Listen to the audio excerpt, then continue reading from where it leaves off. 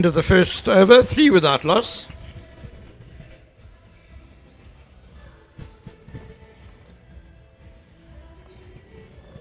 Which is effectively 13 without loss with that first innings lead.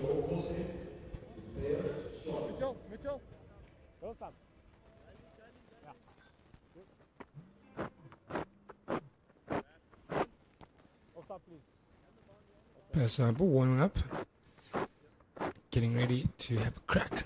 That new ball after the lunchtime break. It's interesting that we mentioned Madiwi Diteko opened the first innings, getting injured and out the game. Struck a painful blow in the second over of the innings, amidships. His replacement is Matthew de Villiers, who is more of a middle order batsman. And it's interesting that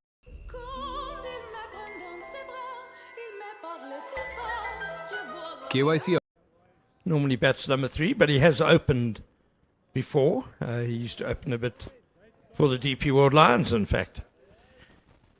So apparently, match referee Harry Pienaar told me that Manak wasn't one of the original squad members.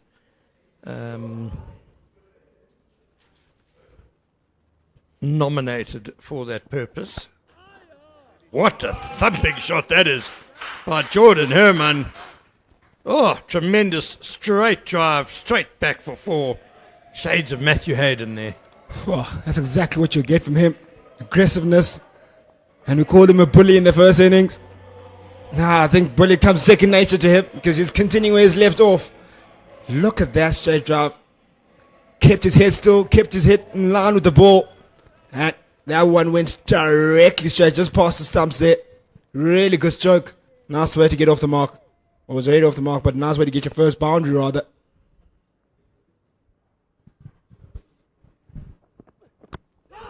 Tried it again, and that time a little inside edge onto pad. Very big, expansive stroke. Swanepoel coming around the wicket to him. Targeting that gate, I guess. Yeah, one's a tad bit wider to kind of play a similar shot, and kind of went slightly bit fetchy for that one. And got the inside half of the bat. Could have easily, that one could have come onto the stumps. And there would have been a massive wicket there for the Lions in the quest of wanting to limit the Warriors to whatever total they're planning on setting.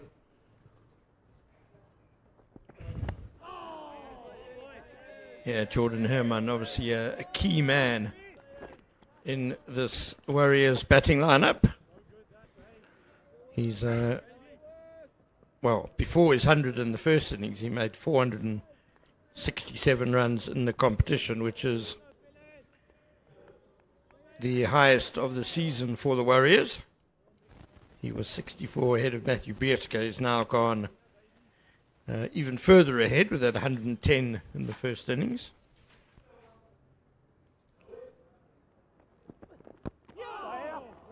Again, bringing them all back into Herman, but he's squirted it away leg side for a couple of wickets. Had to just scramble a little bit at the end there as the ball came in quite quickly from Cody Yusuf. I just want to say, I actually like this approach here by Swanepoel targeting and firing to his pads. He was dismissed in that fashion in this first innings, trapped in front. And early on his innings, he does usually look pretty susceptible to that ball coming back in because he does have a trigger movement that comes across and covers the majority of the stumps. So you can target those stumps with him. And Swanepoel was the bowler who got him out. Beautifully bowled again. Yeah, you see the bat was just hung out a bit there before it got pulled back in. It's a good over by Bayers Swanepoel in the end.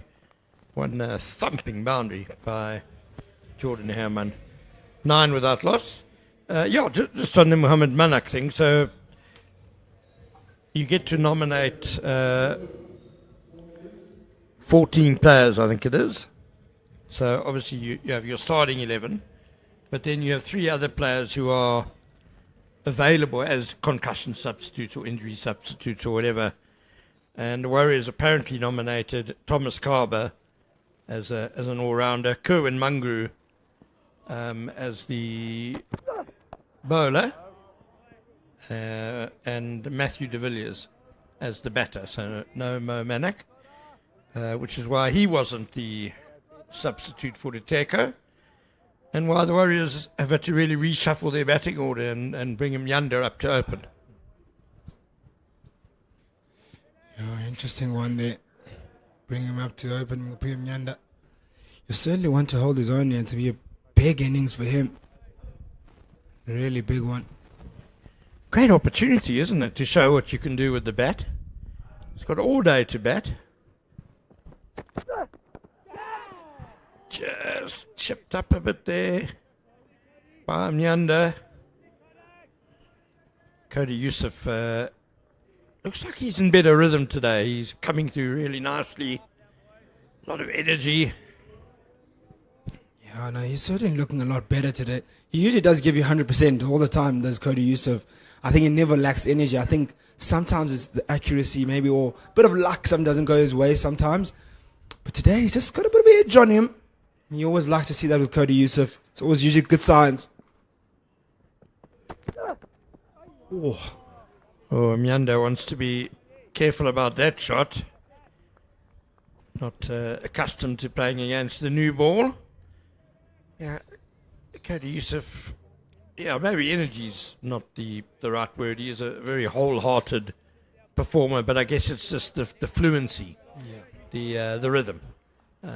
Sometimes fast bowlers just aren't quite, not everything's clicking into gear at the same time, and it felt like much of the first innings was a bit like that. Promising signs from him here in the second. Fed. A few short balls to Apia Mnyanda, and how would Apia Mnyanda would love to score a bit of runs here for his side. Do you know the greatest of times, the ball in hand? He kind of looked out of sorts in terms of ball in hand majority of the time, outside of the time where he picked up a wicket in that spell. But outside of that, really didn't have a good time with ball in hand. Well, he's a case in point of a bowler who just seemed to be struggling for rhythm. I don't think it helped that he kept switching over around the wicket.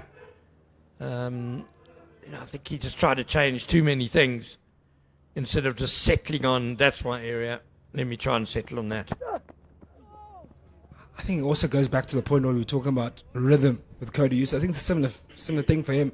Sometimes when you're over the wicket, it doesn't really come out right for you, or doesn't come back in, and everything's just going across the right-hander. Then you want to chop and change and maybe feel better on the other side, but still doesn't come out right. So I think it just was never really in good rhythm throughout the game. Even when he picked up that wicket, it was like an over or so that he kind of felt like he was doing something, but not really. He gave away boundaries on regular occasions. And I tell you what, if he gets to score runs here, it can may do a world of difference for his confidence in terms of ball in hand. End of the over, 9 without loss. Mnyanda's figures in that innings, first innings, 20 overs, 2 maidens, 1 for 74. It's a sort of mediocre return, really. And the fact that he only bowled 2 maidens in 20 overs, I think kind of tells you that he wasn't that consistent. In most overs, there was a few run scoring opportunities for the batsman. And to add to that, he also had a bit of a niggle. If you remember, I think about 9 overs into his bowling spells, he really didn't look comfortable from yesterday afternoon. Struggled with a bit of hammy. We were speaking here on air saying that he should maybe come off and try again in the morning. So there's a lot that really maybe went into that, and probably his body was not in the right place yesterday.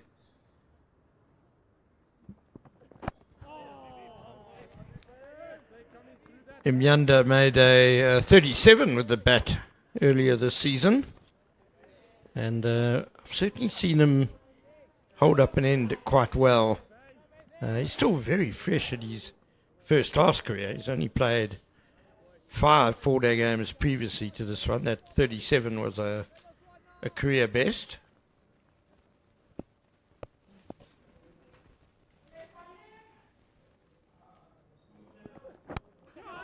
Lovely too full from Swanepoel and clipped away nonchalantly through mid-wicket for 4 by Jordan Herman. The big question here, how do you keep this guy quiet? Well, you can't bowl full tosses. That's the first thing.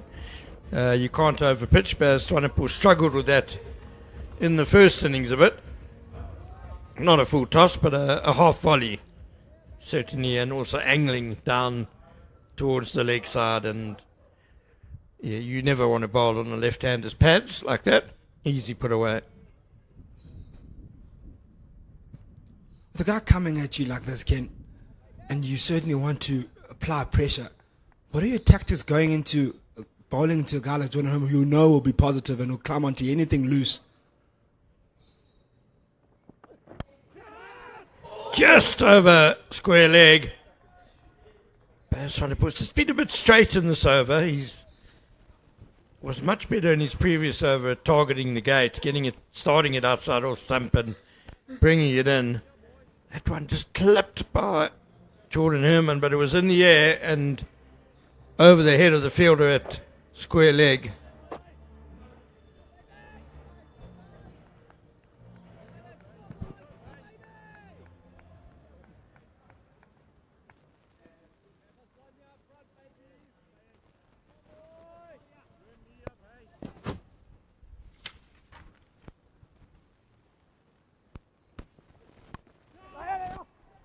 That's going to be at least one, as backward point does some scrambling there.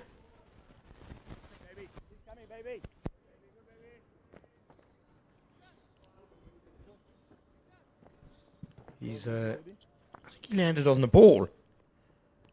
Did Richard Selatwani? Yeah, he rolled over it. Good scrambling work. To answer your question, Kumba, what do you do when a guy like Herman's coming hard at you? A taller man at square leg might have helped. Dominic Hendricks was there. I'm joking. He's a very good fielder, Dominic Hendricks. That's nicely bowled.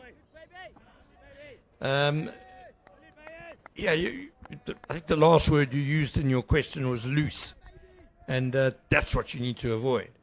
If you consistently hit your good areas, there's enough in this pitch still. Look, if he's going to hit you off a good area once or twice, well done to him. But keep doing it. And, I still believe, especially with a new ball, you're bound to get some joy. That's full and straight and out. Swanepoel makes the first incision into this Warriors' second innings. Piriam Yanda trapped LBW for a duck. Absolutely good delivery. Fired in by Swanepoel. Wrapped those pads and he was trapped in front. Nobody Goma has been, we call him strict this morning with his decision making, but that one was absolutely plump. Carried that one out, and rightfully so. It was in that block hole. Surprise Yorker, and caught Pia Nyanda on the back foot and trapped him. Almost hit those toes. Yeah, very nice piece of bowling. Swanepoel, he's a good swing bowler. That one swung in very nicely, and Pua Imyanda getting a bit stuck, having stepped across. And then with the late in swing, he had to try and hit it leg side around the front pad. Missed right up in the block hole. And a relatively easy decision for the umpire. And now we see the injury replacement, Matthew de Villiers, coming to the crease. One does wonder, if you're going to bat number 3, why can't you just open? You know what I mean? There could have been a wicket first ball and then he would have come in anyway. Yeah, I think it's just a matter of roles. I think you can't really predict what really happens, and as when you put a bat up to your openers, your expectation as a batting coach or a team that they're going to put a 50-run stand and then be out there for a long period of time, and automatically when that happens, the role of the number 3 changes. But yet again, yes, you make a good point that if you're going to bat at 3 or you're going to come in within 4 overs, might as well open. But I don't think it's a bad decision to have given a Pyramyanda a bat, but it's not easy conditions for him to just go up front there now and hold the bat. But anyway, we'll have Matthew de Villiers into bat. Oh my word. It's gone down. It kind of looped to him quite slowly. I think that's what put the fielder off, I think. Oh, how vital is that? It's Jordan Herman as well. It's the big fish. Well, it's a final. You really can't be making mistakes like this. Absolute dolly. Doesn't come easier than that to have to say, sorry, Vian, you have to take those. Vian Mulder, I was just praising him was it this morning? We were talking off air about what a great slip fielder he is. Wow, that's a moment to forget. Goodness, I think he was taken by surprise because normally, certainly when the new ball is being used, up front, a batter gets an edge. You expect it to be flying at you at the slips. And that just kind of looped. He had so much time. Oh, my goodness. Absolute dolly, as our commentator says. And inevitably, a boundary will follow shortly afterwards, just to irritate the bowler even more.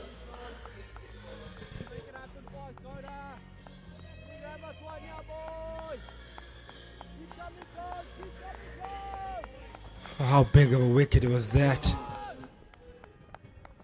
Jordan Herman dropped. And he's been absolutely dangerous in the start of this innings. And we just spoke about how do you dry up the runs with him. And the only way you can is by getting him out. And there was opportunity. Goes down. How big will that be? Nicely worked to find leg for 1. And I think Cody Yusuf could have done with that wicket. Struggled a bit in the first innings, as we were saying. Got a bit frustrated. Nothing better than getting an early wicket to give you confidence and helps you to go on and on longer. Well, they don't come easier than that in the slips, really. Yeah, as a bowler, you just have to come back again and do it again.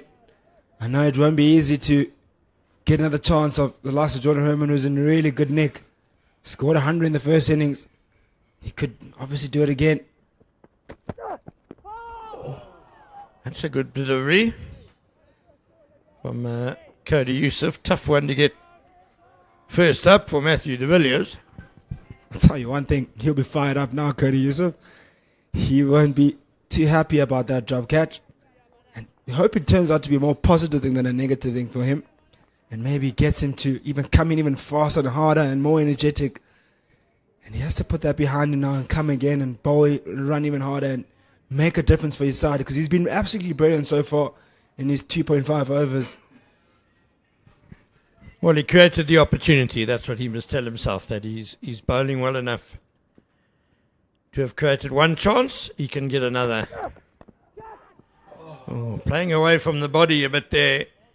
Matthew de Villiers edged away to the third man boundary for 4.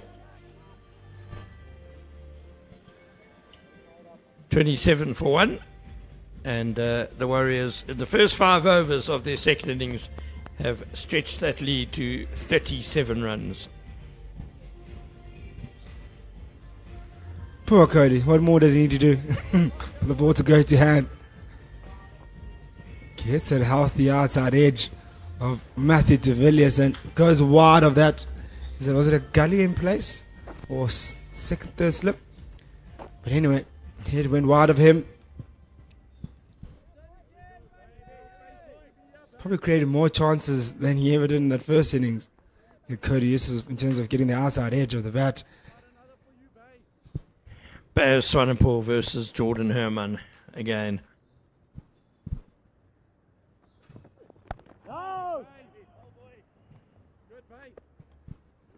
Better line. Doesn't want to get too straight like he did in the previous over.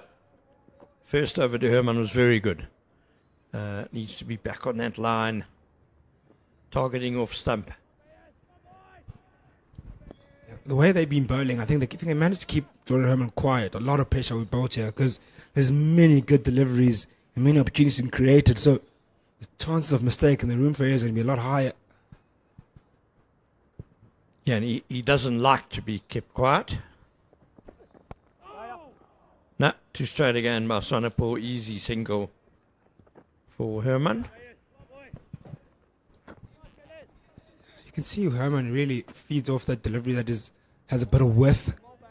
He loves a bit of width and anything, obviously, angle to his pads.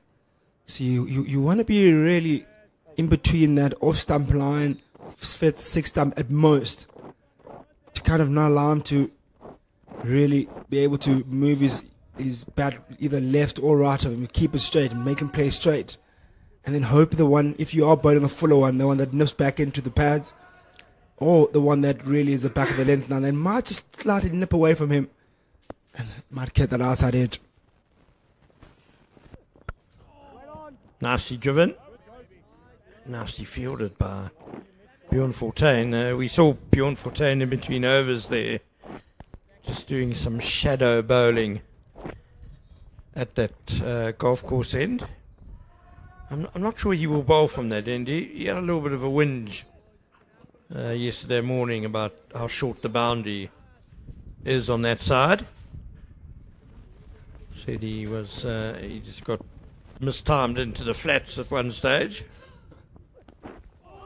That's an excellent delivery from Bayer Swanepoel. He did mention the one good thing about it was, though, that they had to replace the ball. Lost ball, and the previous ball had really not been going well for the DP World Lions.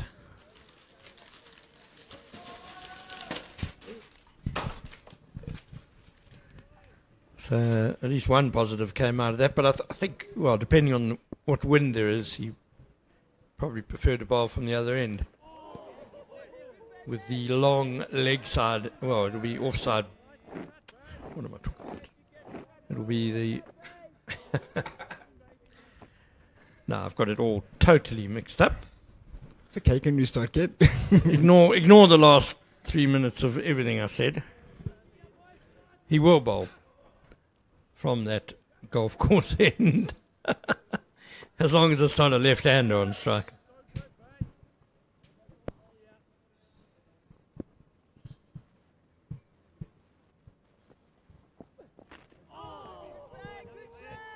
Too busy thinking about our daily ice cream arrival, I think. Yeah, I can see you're distracted and you're like, oh, here we go, another one. 2 days in a row. But yeah, that's the end of the sixth over. It's 28 for 1. One guy I like to see, though, is bowl a lot sooner. Is CSA Blakey. That.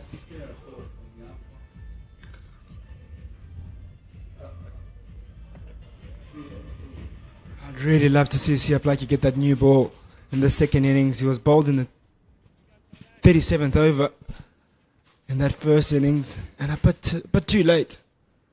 Gideon Peters was treated exactly the same by the Warriors. He didn't even bowl today when they really needed a breakthrough.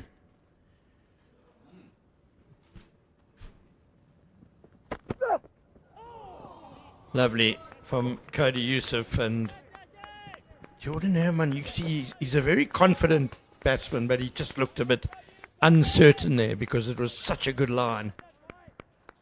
I think Cody Youssef's got his number here.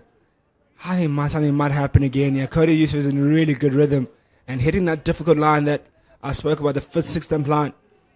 He might create just one more opportunity and it has to be taken.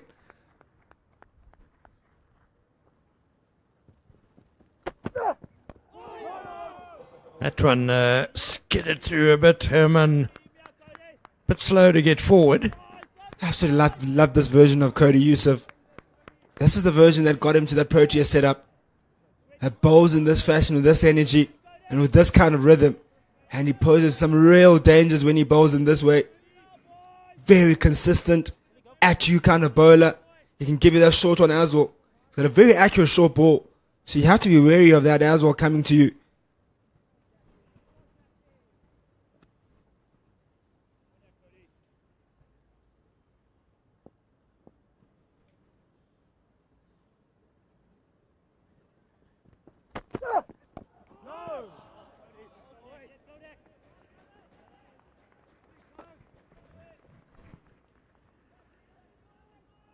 Rushing Herman a bit there. It's a good battle, this.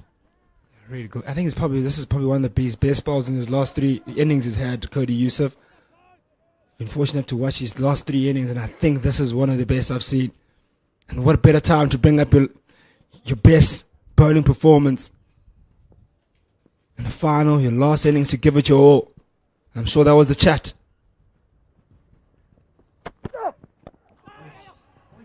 Have to be sharp.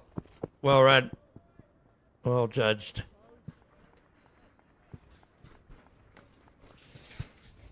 Jordan Herman had to get off the strike there. He needed a bit of a breathing space there. They were at him. We'd love to hear a bit more noise around from the Lions to kind of get a sense that they are on top. You want to make them feel like they're not doing the right thing. Yeah, it's effectively 39 for 1, but yeah, I agree with you. Get vocal, more vocal. Make it a hostile environment for the batters. Seamers on both sides are firing. They're bowling their best bowls. You want to be right behind them, and you want, as those slip fielders, you want them to get as close as possible to that batter so they can hear you. Make them know that you're around, in and around there. Get them uncomfortable. Well, Cody Yusuf is certainly pretty vocal. Had a good chat to Matthew de Villiers there from close quarters. He'll certainly give you that. It certainly does give you a few kind words, especially when he's bowling this kind of rhythm.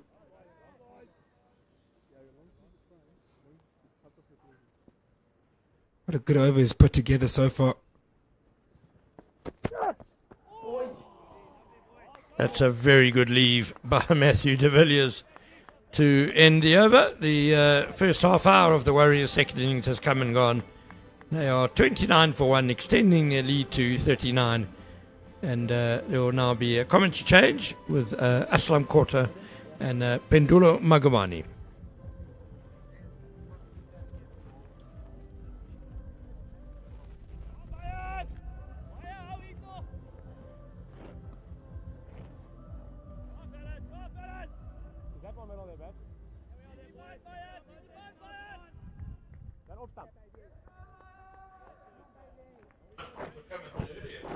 Thank you, Ken. Enjoy the ice cream and the break. So as Canva has just been emphasizing, the bowlers have certainly come in with a purpose. And I get the feeling Jordan Herman has come in with a purpose as well, in the way he's been striking the ball. But poor to see from the Lions that another catch has gone down. They dropped JP King twice. And there's the edge found. Swanepoel gets the better of Jordan Herman, slashing it one wide outside the off stump. And the bowler finally rewarded. But that's exactly what the Lions needed. Herman was certainly throwing his bat at the ball from the moment he came in. 25 of 24 will indicate that as well. And it must have been part of a plan to just get a good score on the board. The angle that the right arm seamer then produces coming around the wicket forces the batsman to play at that wideish delivery. But he gets the toe end of the bat to be well caught at the wicket. And that's the end of Jordan Herman. Good afternoon, Mpandela. It's a really good afternoon if you're a Lions player, because Jordan Herman was the reason why they were so behind on day number 1. And he's already been dropped through the bowling of Cody Yusuf. And so the Lions will count themselves lucky that it didn't cost them too many runs, that dropped catch. But you would have hoped that maybe from Herman, after realizing that he almost toyed with danger, that he'd just reel it back. But that's not how Herman plays. Therefore, it's 29 for 2. So in comes Matthew Britzke. He's one of those that also loves the fight. And an out-and-out Stoke player. So he has the responsibility on his shoulders. He was out pretty early for 10 of the bowling of Potgieter yesterday. Caught a slip. It was Herman who played a chanceless knock yesterday. And then, as we said, JP King dropped on 12 and 39 by Makwetu and also Hendricks.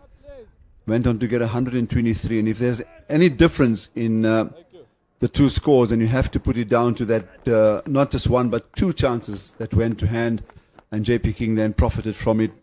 Apart from the two top order batsmen, there were no other contributors in that total of 305 all out. So it does show how important it is to take catches. And they'll be very happy to see the back of Jordan Herman, because, as I said, chanceless innings, chances 100 in the first innings. And now Swanepoel in at the new batsman. It's come off a thick outside half of the bat. More wickets, and the pressure will shift from the Lions to the Warriors. Especially if Swanepoel is bowling like this now. Didn't have the most productive first innings. Uncharacteristic of Swanepoel. But now he's found the mark. Or rather, it was even Jordan Herman there who gave it away. Way too wide to play the shot like that. He was all out of shape and losing his wicket.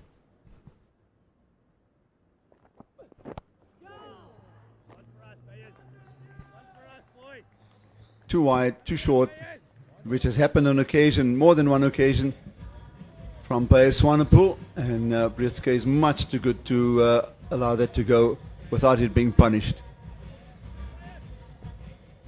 Beautifully guided, just on the rise, opened the face of the bat and played a quality stroke in the end. In fact, I appreciated it a little more, or a lot more, with the replay.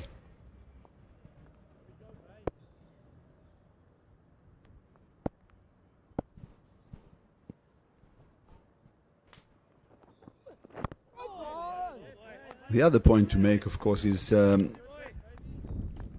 on the first day we were talking about the importance of JP King just hanging in there and playing the anchor role, and he did that in fine style, and that is why they were able to, as I said, get a score of 305 all out.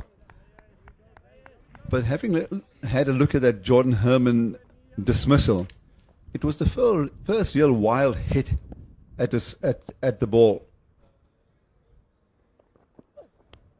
That chanceless 100 in the first innings was a clinical innings. It was absolutely brilliant to watch. It was a innings of high quality for a cup final, 110 of 133 balls.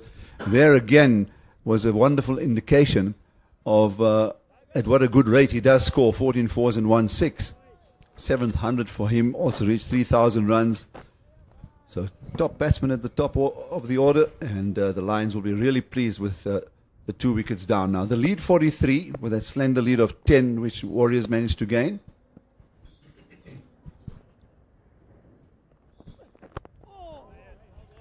And then in Pendelo, I made the point about when you look at the scorecards, end of the over, the 8-33 for 2, that the difference on the batting side were the 2 Centurions. And then clearly on the bowling side, Matthew Bose 5 for 85. Especially his spell yesterday, 16 overs, 1 maiden, 5 for 35, set the tone for the Warriors. And they managed to keep a grip of the game right through till the close of play, having them 7 wickets down. But it was this morning where the Lions then really made a fist of it and managed to get 295 in the end, just 10 short of the Warriors total. So you search out the few differences, and that certainly stands out for me. Cody Yusuf will continue. Down the leg side, has it been burgled? The umpire gives out on second thought. That's the end of De Villiers, the injury sub that came into bat here at 1 down. They had to make an adjustment to that top order because of the injury to Modiri Liteko. And they brought in Afiwe Mnyanda to open the innings and burgle down the leg side. And you have to feel that even though I say that Cody Yusuf has deserved it because there was a catch dropped off his bowling. And I think, was it Kemva that mentioned that they've come in with a purpose, the bowlers especially, and they saw what Matthew Bose was able to do with the new ball. And that's why I think you see some sort of a resurgence in the way they've approached the bowling, Yusuf and Swanepoel. Not the best ball from Yusuf. Matthew de Villiers coming in from Modiri Liteko. He cannot replace the runs of Liteko. He's trying to signal that that hit the padding, but look at the deflection off. Deflection seems to just go lower after the padding, because if it hits the padding, it will spoon up or it will die down. There it just felt like it hit the bat or just traveled through the glove, and umpire Jele gives it out. Matthew de Villiers doesn't replace the runs of Liteko. Scores now 33 for 3.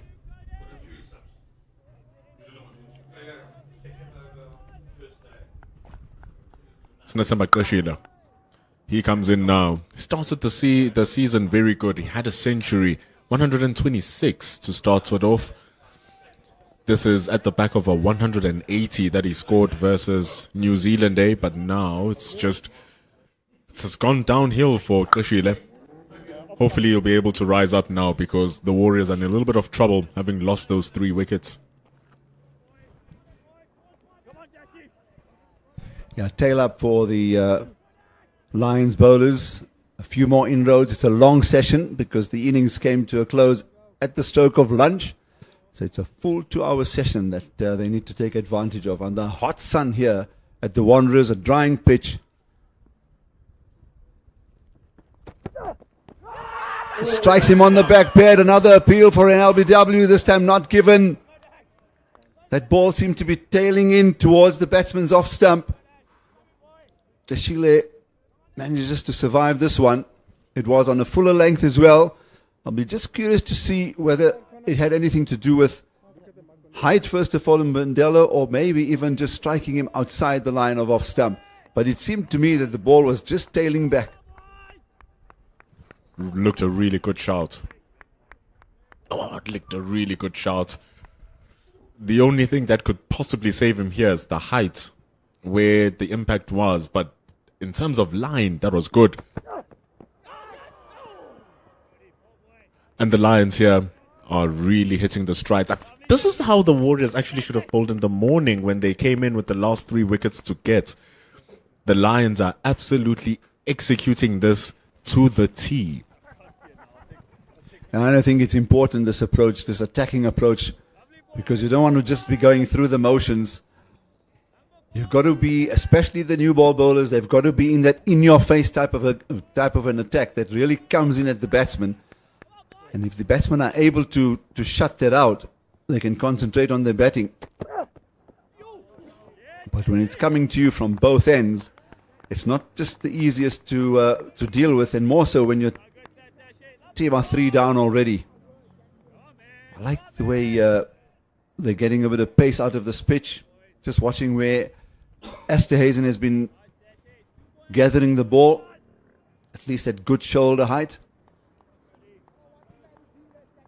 I don't know, maybe there must have been a bit of a message from the coach and the bowling coach that guys go out there and make your presence felt. Go in there. That's well left. Yusuf is in immaculate rhythm right now. His tempo is up to the mark. His rhythm, smooth. He's not battling his run-up. And you get the results of the deliveries that he's bowling. They are absolutely flying through. Remember, he is capable of hitting 140 k's an hour, Cody Yusuf. And dare I say, the way it's looking right now with his tail up, he's bowling at those speeds right now, because it is flying.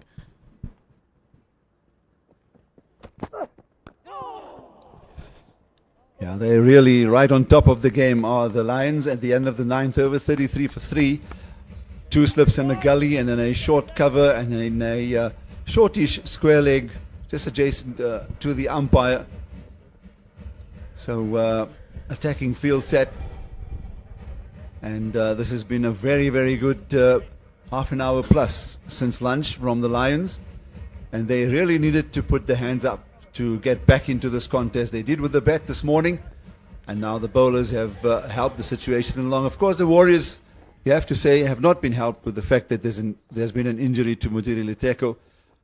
Afiwe Mnyanda, who's coming from the middle order, had to open the innings. He was out without scoring. And then Matthew de Villiers, the actual injury replacement, out for 4. So they needed to make that adjustment, and it's all about taking advantage of this of the opposition's misfortune. Beautiful delivery again. He's a lot better today. In fact, both the bowlers, Yusuf and Swanepoel, are a lot more fuller and they're a lot more consistent. And I think that's the point you made earlier.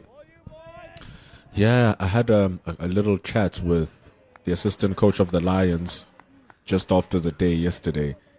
And he did say, you know, how they bowled in the back end of day 1. That is the way that they needed to bowl, Coach Jimmy Hamati. And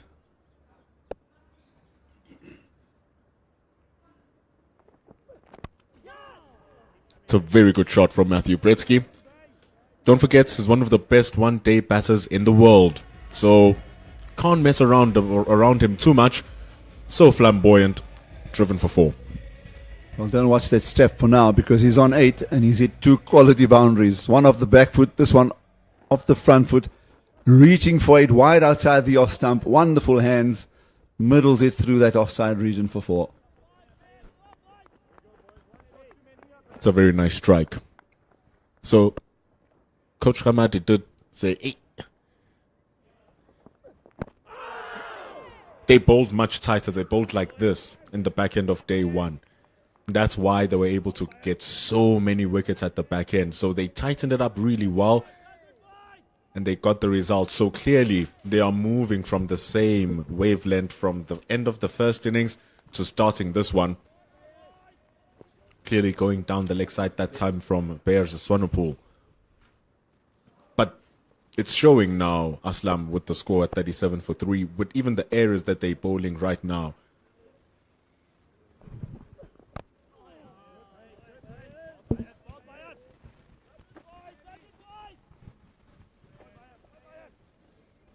So it's testing here for Matthew Bretsky.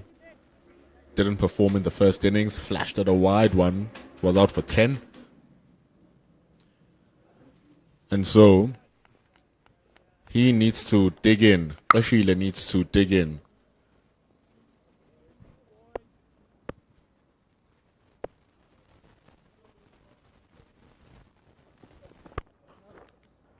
And you can't help but feel that regardless of how this session ends right now, by virtue of the Lions having taken 3 before tea, they'll feel like they have a little bit of the upper hand, but they'll want to close it off in the back end of the day as well.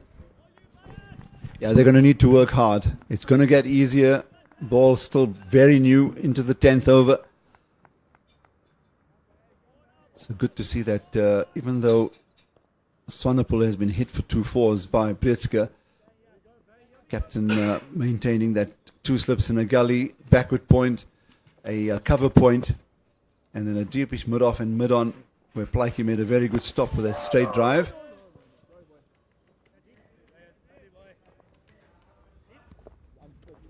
They've also noticed, and I ventured to say this, because none of the spinners have actually come through, not even the experience of Senoran Mutusami. So it's all about how the seamers are going to deal with the conditions and how best they can make use of the conditions. And it's going to rest on their shoulders. And I'm sure that was the observations that even the likes of the team analyst for the Lions, Prasanna, would have brought to their notice, and of course the coaches as well. So it's up to the seamers to make the best of it with a new ball. And the Lions can then, of course, call on Mulder, Potgieter, and then Sia Plaatje among the seamers. Good selection of seamers they can choose from, and that's what I actually wanted to see how they're going to perform coming in to this new session, because the way that the Warriors were bowling at the start of the day, you wouldn't have said that they have a new ball in their hand. They were bowling as if the new ball wasn't doing anything anymore. They were hitting hard lengths. They were trying to bowl some white ball stuff at the back end of the match, which really puzzled us here in the commentary box for a bit. But now, the Lions, slightly less of pace, barring Cody Yusuf, who's absolutely rocketing it right now. I thought that there wouldn't be anything for them to work with how the Warriors bowled, but clearly that's not the case. Strikes him on the pad and given out LBW. Is that the one that came back? It possibly did, and that's the key wicket, of course, of Matthew Britske. A bit of a shoulder barging there was completely unnecessary. And it's a prize wicket here. Matthew Britske failing in the second innings again. And the umpires having to just intervene to make sure that they can calm things down. You can certainly feel for Britske, but the shoulder barging there was unnecessary from the Lions fielders. And I wonder if one of the umpires is going to produce the yellow card, but certainly a red card for Britske, because he's been trapped LBW by Cody Yusuf, who's in a fantastic spell. I was about to say he's into his 6th over. Is this perhaps going to be the time to change him over? I reckon it's going to be difficult to actually remove the ball from his hand. 38 for 4. Oh, that is so plum. The fruit doesn't get plummer than that. Delano Potgieter running across the line.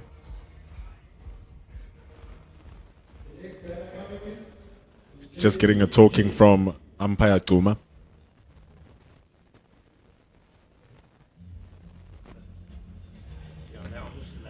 Well, the emotions are going to be high. It's a finals game.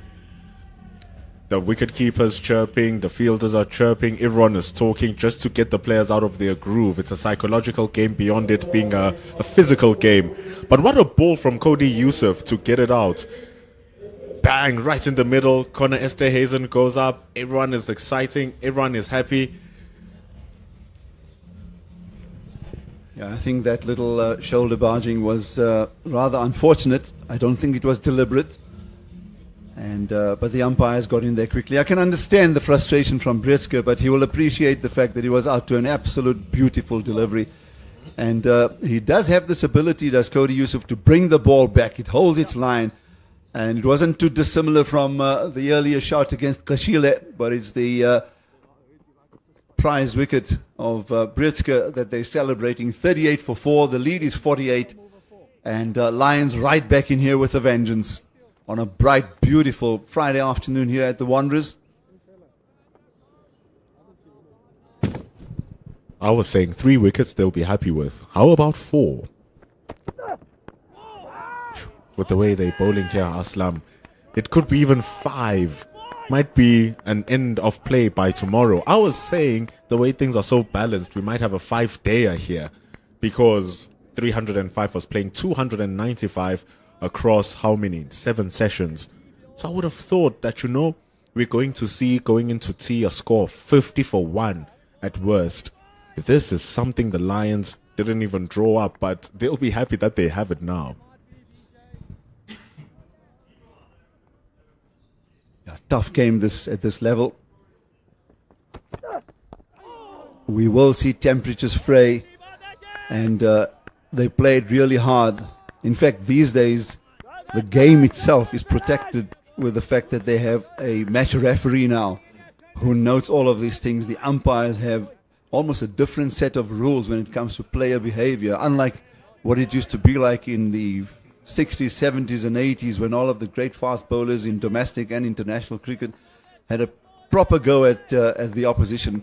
And the umpires really couldn't get in there, very much so. So with all that, the game is being played very hard, and I'm glad to see it all. The emotions are there, and you expect it. It's a neat little stroke to get off the mark from J.P. King. He did get dropped twice. The first one was really tough at short leg, but the second one to Mandile Makwetu was a gimme that he put down on his way to 100. So here we are again. JP King shows that he can be vulnerable. He looks amazing. Shows that he can be vulnerable at times. So here the Lions need to take care of that vulnerability from the jump before he finds himself really set. It's a very difficult situation right now that he'll have to negotiate, and we know he's a fine negotiator given the way he scored that 100, barring of course those 2 drop catches. That's not his fault. The way he managed to bat through the 123 of 230 balls was key because he held the entire innings together. So he is going to be an important wicket here for the Lions, but I say the difference is of course they had an opening stern of 68. And then when he saw the end of Jordan Herman, they had put on 111 partnerships, so it was a very different situation. So now it's a wonderful period and a nice time to actually get a measure of the mental side of the King game. And can he crown it with another important innings for his team? Change of bowling on the far side. Vian Mulder, not surprised that he's sharing the... or he's coming in as first drop with a new ball. 96 matches, 225 wickets.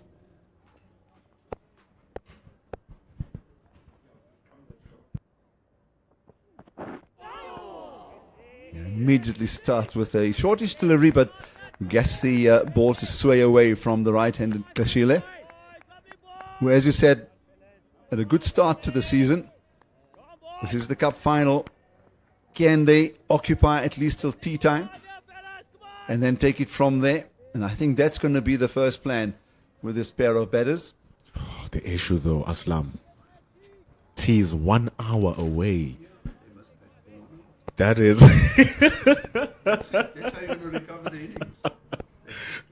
He's saying it off the mic, but they have to bet for that 1 hour. It's a strong mindset that they need. It's a long, long time. Normally an hour flashes by so quickly. It's just like 13, 14 overs. But when you're 4 down and you have your middle order now trying to resurrect the innings, that hour seems very far because the Lions have their tail up here. I'll give you a quick anecdote that I picked up very early in the 90s. Australia's first tour to South Africa. After match, I think it was possibly the 3rd day, and the captain, Alan Border, was facing the media. And South Africa right on top. There's 3 quality deliveries here from Mulder to start with. He's in wonderful form. He's in a fantastic headspace right now as far as his cricket is concerned. But coming back to the other man whose game was much vaunted for all of his career was the great Alan Border. He was asked what happened in that session between lunch and tea, and that they only scored 42 runs. And his answer was so simple. He says, we just didn't want to give any more advantage to the South Africans, and we decided to play out the session. That's how you play the longer game.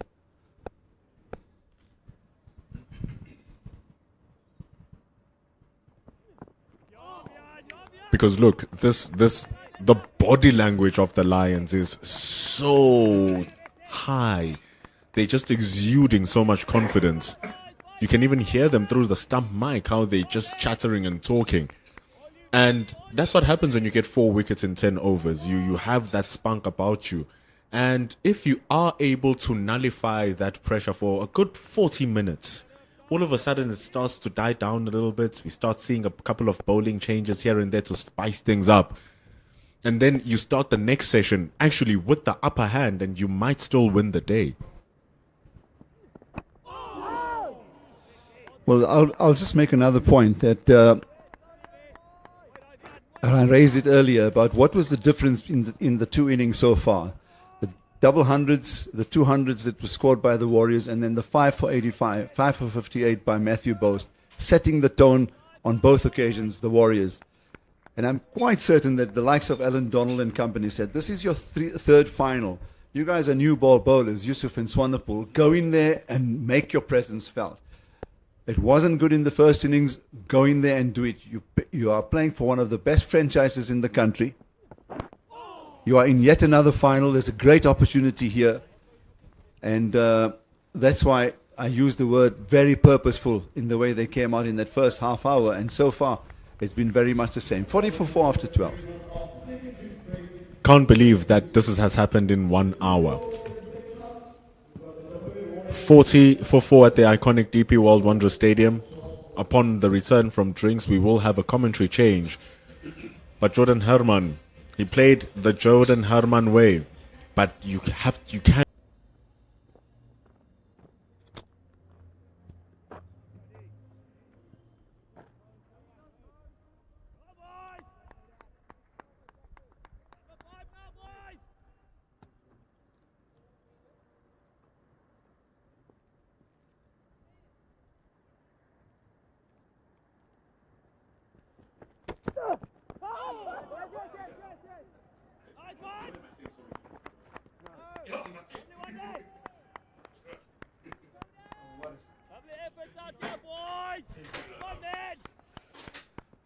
Oh, what a start it's been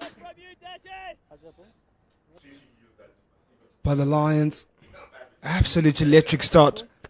41 for 4 after just 12.1 overs. Cody Yusuf, have to say, the star of the show.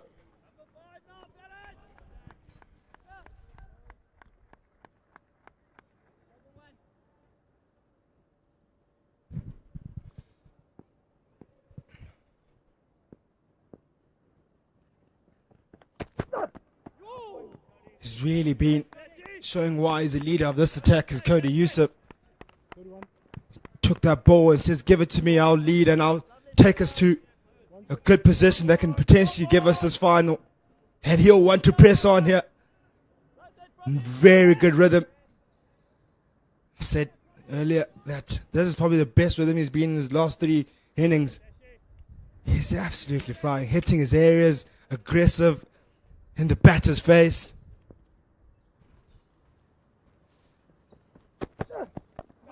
I'm not alone in commentary. I'm with Aslam Kota. Yeah, I was just saying, was that going to be the last of Cody Yusuf's spell after that 6th over where he picked up the 2nd wicket? But I reckon the fact that he's taken some refreshments, the captain has said, keep going, mate. You've set the tone for this innings. And this is when he's really at his best. And somebody made that point. And that's why he actually got elevated to the national team.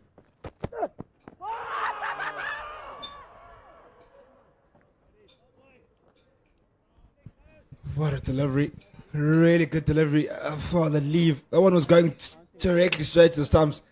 Bounce saved him there. Otherwise, he would have been walking off Sinetemba Kashile. Let's have a look at that delivery. Oh, absolutely close. Especially not playing a shot at it. Umpires can easily be tempted to give that one out. Maybe jagging a bit too much. And a height and maybe definitely sliding down leg. Yeah, he's just so charged up. Is Cody Yusuf. Not Klashile or the umpire, I might say. Just the bowler. It was very high. And normally when you realize, hold on, I've made the instinctive shout for LBW, but it's not on. Turn back and keep walking. But he's not given that sign. He's so much in there now. It's all intensity from Cody Yusuf. So hard to get the ball out of his hands when he's in this kind of rhythm.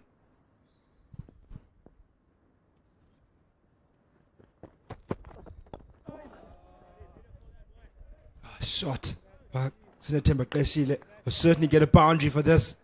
That will release a bit of pressure. Get some good timing on it. It was 1 round of 16 deliveries and he really needed that one. Just get a breather. Pressure's been on. Yeah, he's played the game long enough as Sinetemba. And you expect that he'll make best use of these type of gifts that are on offer. And he needs to really knuckle down here. He needs to apply himself and set himself for the big knock. As I was just saying to Pundelu before the drinks interval, that they need to aim, King and Kashile, to bat the period. It doesn't matter so much about the runs. It's just trying to wrest the initiative away from the bowling team, to not lose wickets at regular intervals, to make it almost monotonous in the way the batsmen keep trudging back to the dressing room. So it's all about concentrating hard for this next session. Oh, outside edge. Van Mulder gets a wicket. What a huge wicket that is. For JP King, has to walk off. Well, he needed a quality delivery to remove JP King, and boy, was that perhaps the ball of the innings so far. Absolutely brilliant. On a length. It's a perfect leg cutter. He doesn't even bother to look up at the umpire, and I'm sure on his way back he'll appreciate the fact that he was out to a real gem of a delivery. And I was just saying when he started the spell before the drinks interval that he's in a fantastic headspace, is Vian Mulder. You have to say you feel he can't do anything wrong. What a delivery. Superb. Oh, absolute jaffa. Right length, right line, nips away, catches the outside edge of JP King, and he has to walk off. It is 45 for 5 after 13.1. Who would have thought after that lunch break that the Warriors will find themselves 5 down?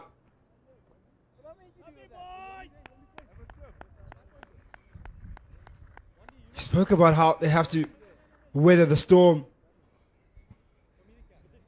It is absolutely flooding right now. Hard to keep the water coming in. Fantastic turnaround. What a session.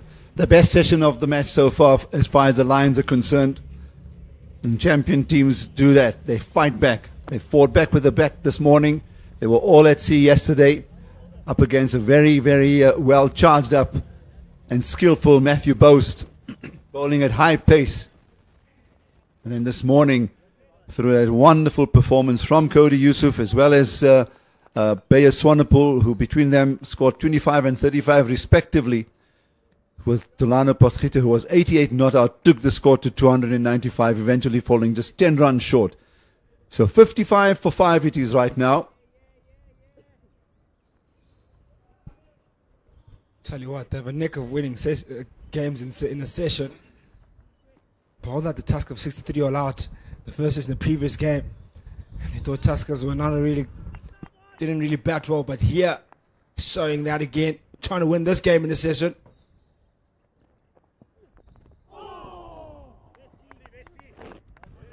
The last thing you want is Vian Mulder in good rhythm, because he can be a handful. Yeah, absolutely, and he has the ability to actually bowl both. He does favour the outswinger, but he does have the ability to bring the ball back as well. And his time at county cricket, and the fact that he was told by the likes of Rob Walter and also Shukri Conrad when they took over, is that we want you to be a mainstay. We want you to be the all-rounder in charge, but get that batting going and add a yard or two to your pace.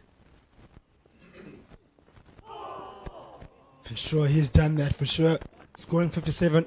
In a very big way. He's done it in a really big way. I mean, to go on to get a massive 300 plus, 377 against the Zimbabwean team shows that he's really now got his game together. And so his talent was identified from school days. And what I need to say here is that sometimes you just need that bit of a kick in the backside to say, listen, you are capable of more. But you need some good spotters to identify that. And for a long time when he played for the South African team as well, he almost looked like we don't have an all-rounder, so we have a makeshift fellow in the lineup. And as I was saying to Ken maybe a day or two back, that you're trying to manufacture an all-rounder.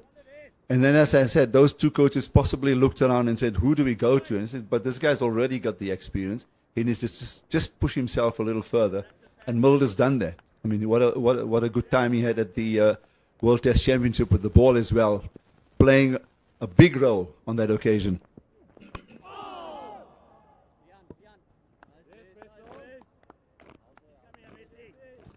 Oh, that just really goes to the fact that when a player is backed and is entrusted with the responsibility, and the player is able to take on that responsibility, this comes out. This kind of product comes out. And the one thing you want as a player is guys around you to really believe in you and to believe in your abilities. And in any person, in any form of life, if someone believes in you, that you can achieve things, you can really bring out the best in you. And you've seen that in Vian Mulder.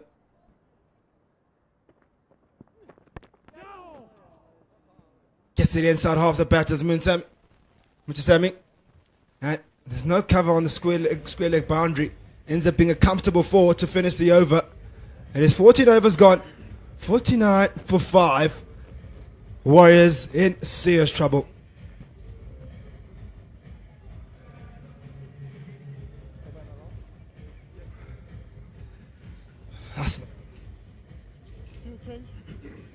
Last time we've seen the ball move around, we've seen it doing everything, and the last thing you want as a warrior is to not have warrior spirit and not fight out there and find ways and manufacture ways to come out on top of this storm, as you've called it numerous of times. I want to pick your brain. What do you do in this situation? You can see the balls moving around. It's hard to survive. If you try to score runs, you might find yourself wanting. What is the best option here? Each batsman must have a game plan of his own. This is the final delivery. Well played. Just got his bat down in time and worked it away to that square leg boundary, vacant area. Change of bowling, put hitter into the attack. So it is about your own game plan. And given the state of play, the state of the game, you know then which game you bring forth first, which is needed for the team. And you play through that session. So you're thinking all the time. When they talk about application of the wicket, it's not one word. There's a whole lot of subdivisions to application at the crease. So even that comes into play right now. And that's absolutely vital for this pair. Just to come back to Potgieter for a moment. Saw him during the lunch interval, and my first question was, how's your solar plexus after that blow? So he lifted his shirt, and there was a beautiful red mark there. The only thing that was missing was the maker's name, or the seam. But he said, I've got a bigger concern, a heavily strapped left leg. But he said, I'll continue. I think I'll manage. So here he is with the ball in hand.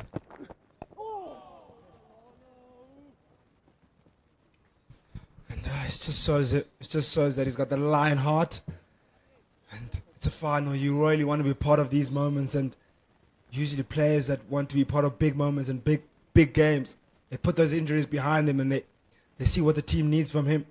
Now he's coming with the ball in hand. Who really kind of set up the fight back there in that first innings for the Lions. They were in a real spot of bother. It was 97 for 2 at T on the first day, and this man Delano Poka came in and had a brilliant spell, picked up 3 for 34 in that last session there. Was also obviously helped out by Vian Mulder, also picking up 2.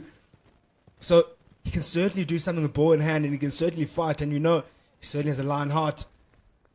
You want to do something, and you want to be part of this damage.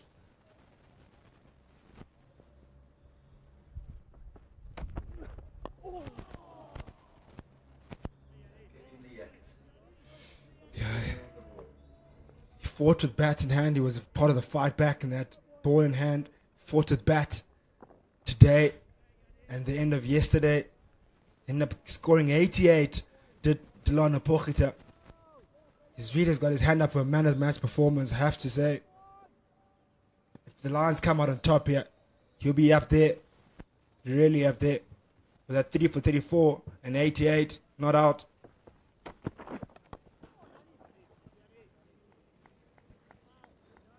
They've really got a good wealth of all-rounders do this Lion side. Vian Mulder, Delano Pochita. You've got Bjorn Fontaine who can do something in the bat as well. Bayers, Swanepoel. Guys that can really do a lot for you with ball and bat. And that's what you want, that balance in your side. It really takes you far in tournaments like this and in games like this where you need guys to stand up.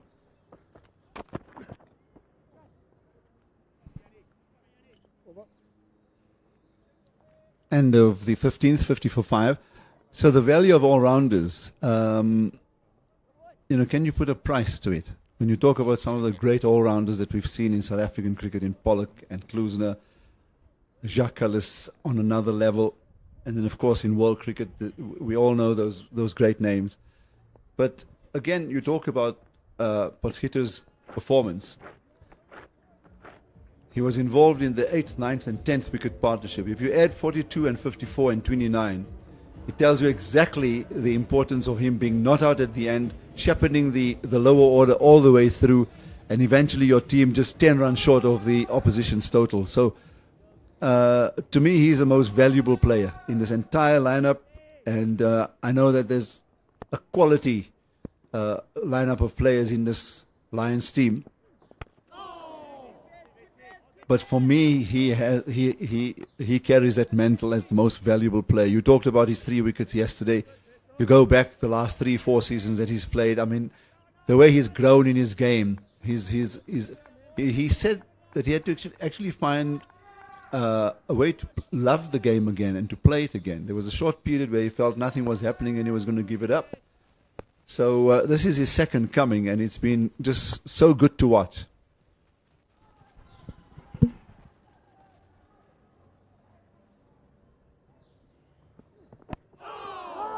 Just to add on Delano Pochita, our co-commentator Ken Borland mentioned a really great point earlier, talking about if you could ever find a stat, and I don't know if Ken has really pulled that out already, about when the Lions are under 200 and he comes into bat, how many innings he's saved, and you calculate his average from there. He's been absolutely brilliant in hard performances, and he showed his lion heart in that, and in many occasions he's come out to save his side, the Lions. And you talk about, it echoes your point of being the most valuable player in this Lions setup, because he comes in when times are difficult and he really pulls off performances that are game changing, that it really saves Lions in really deep holes. So really, your point is spot on. He's the most valuable, without a doubt.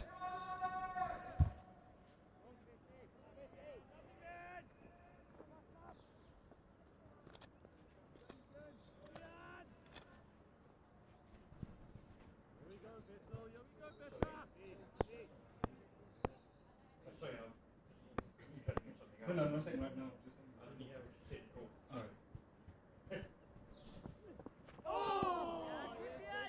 Good delivery by Vian. Playing really well. I'm just going back to my scorecard. 28-29 February, 1st to the 3rd of March 2024. DP World Lions playing against Western Province in the final here at the Wanderers. And there were 225 all out. And the top score there was 81 from Delano Potgieter. I think the season before that, he scored a magnificent 166, rescued the innings, and Lions won that game.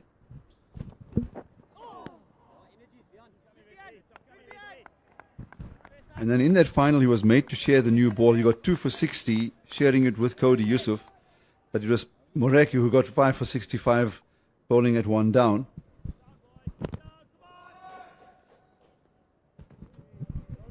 And then in the second innings, he got that 155 that I was talking about. 4 hours and 17 minutes, 374 minutes in total, 244 balls, 18 fours and a 6. And what's a standout statistic here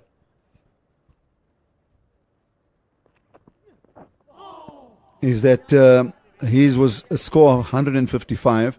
The next highest was Moreki, who came in as a night watchman, got 57. Bavuma got 45. And that just shows you that only one other player got above 50 in that particular innings. So a really fantastic player, and they went on to win that final. 50 for 5 after 16.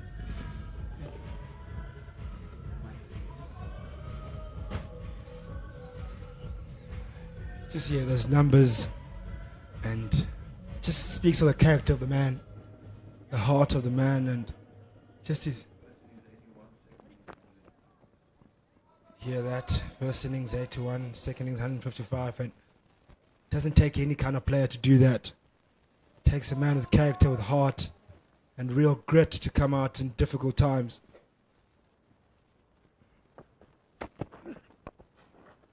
Here's the man who's talking about Delano Pochita. And one other thing to say before we stop the lyrical waxing is that the simplicity of the man and in his approach, and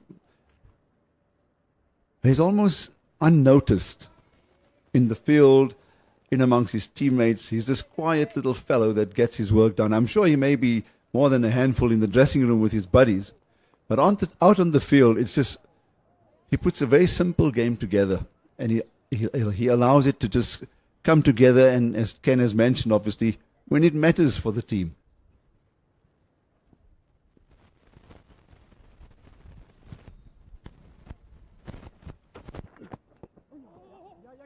Sliding down leg on that occasion. Clip there. And he has a tactic that worked for him. In that last session of day one, he managed to pick up 3. He had to keep up. And he bowled absolutely straight. And forced a lot of areas out of these batters. And he in particular picked up a wicket of Senator McGressy there as well. Forced Senator McGressy to drive to point. And he was caught, stuck in the crease. Yeah, our strap on the screen here is stuck where it says Bayer Swanepoel is bowling. It is Potgieter that continuing. Wicketkeeper standing up. What I want to say is that once you're on top, you've got 5 wickets down, the bowlers are doing a superb job. I'd like to see Aplaihi come into the attack. These two in Kashile and Mutasami are looking to put on a rescue act, and it will need to be a rescue act of huge proportions, and to maybe just change the pace of things. The others have clearly bowled their hearts out already in this opening session. Opening session of the innings, of course, which started immediately after lunch. So into the 17th over, Yusuf have bowled 7 overs, Swanepoel has bowled 5, Mulder has bowled 3, he's picked up the 1 wicket. And then Potgieter brought into the attack. Out and out attack. Use the new ball to its maximum. Try Mutasami and Kashile with some of the real hard pace. And I'm sure it'll be sooner rather than later we'll see his introduction. As we talk about the importance of the new ball and all out attack and making sure that they wrap up the innings or get as close to getting the Warriors to trouble. How important was a new ball this morning?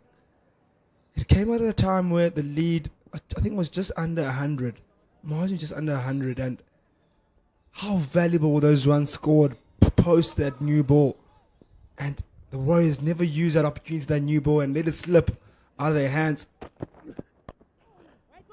Brilliant clipped on the legs by Senator McGressy. It was there to hit and timed it really well. Golden runs for Senator McGressy, and you'll take those any day. And I just want to just finish on that point. Just add 90 runs to that total there. It's a totally different scoreboard.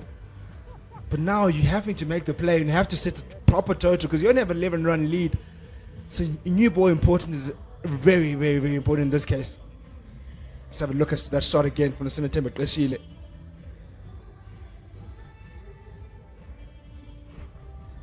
Yeah, good balance when he played that stroke.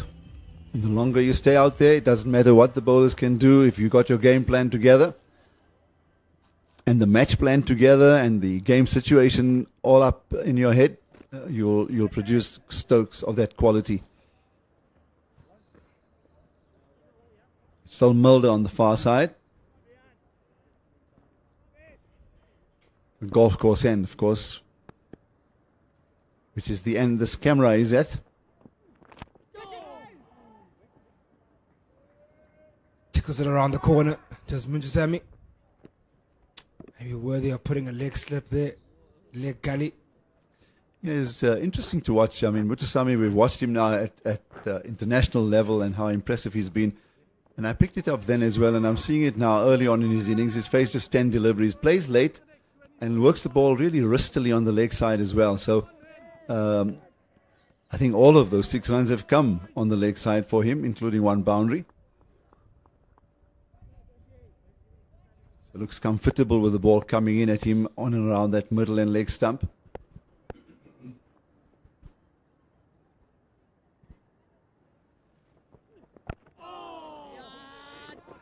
Yeah, can he run one away from him again? Because that's been his stock delivery. That's picked up wickets for Mulder.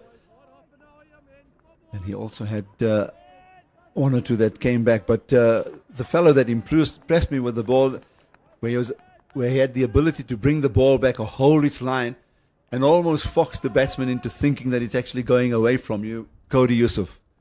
The LBW to Brietzke was superb. I thought that Kashile, having just come in, survived a really close call. But then he produced an even better one against the top player in Brietzke to have him pick up 2 wickets.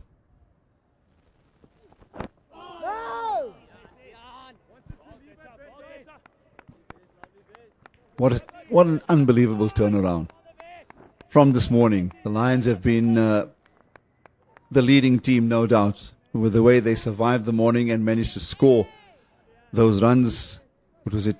Close to 90 of them, was it? 295 and they were 193. Yeah, so 98 runs they were able to score for the addition of those 3 wickets.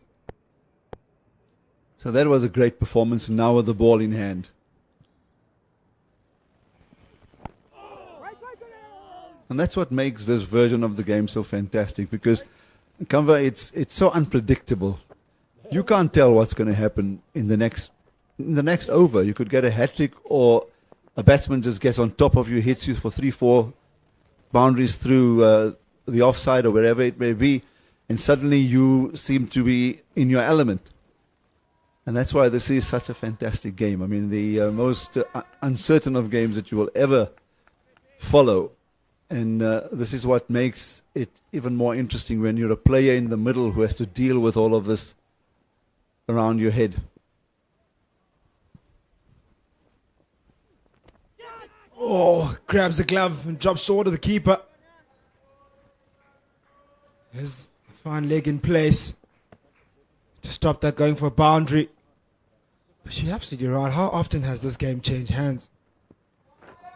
Early in day 1, it was the Warriors on top, but in the middle session having 111 run stand. Then it changed again, 6 wickets in the last session for the Lions, fought their way back.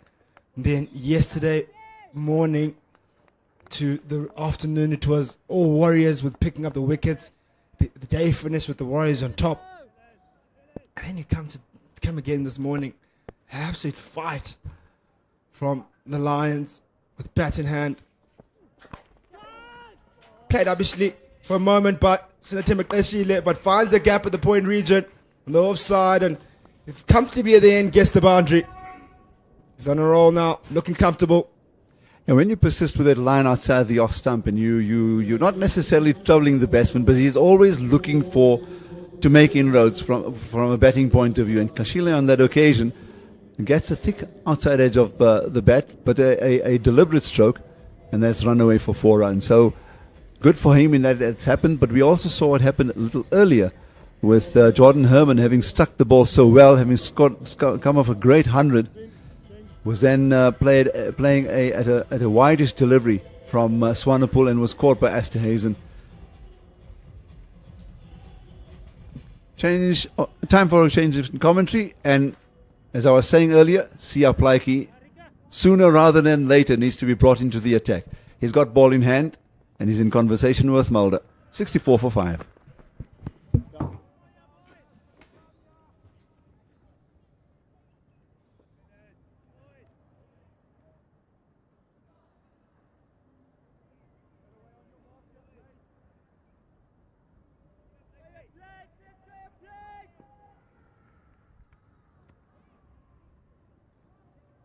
end to Senaran Mutusami. Oh, he was tempted to go for that wide one and then bailed out. It's been called a wide by Mpajele. Perhaps if Jordan Herman had shown as much restraint as Mutusami, the Warriors wouldn't be in quite as much of a hole as they are. 25 from 25. 25 from 60 would have been a little bit more valuable in this situation, just to get the new ball, get the lacquer out, get some of the energy of the Lions out. Because coming into this session, it was the Warriors who had the upper hand, not just from a scoreboard perspective, but you bowl them out, you ask for an extra 30 minutes, and you get them within the 10 minutes. Surely that should have given you a little bit of an advantage. So for Jordan Herman to just give it away like that was a little bit of a shocker. Yeah, he's such a talent. We saw that in the first innings. The only thing I can think of that's holding him back from playing for South Africa is that tendency to really rather throw his wicket away. It was just unnecessary to flash at that really wide delivery. That was a leave it alone ball and keep going.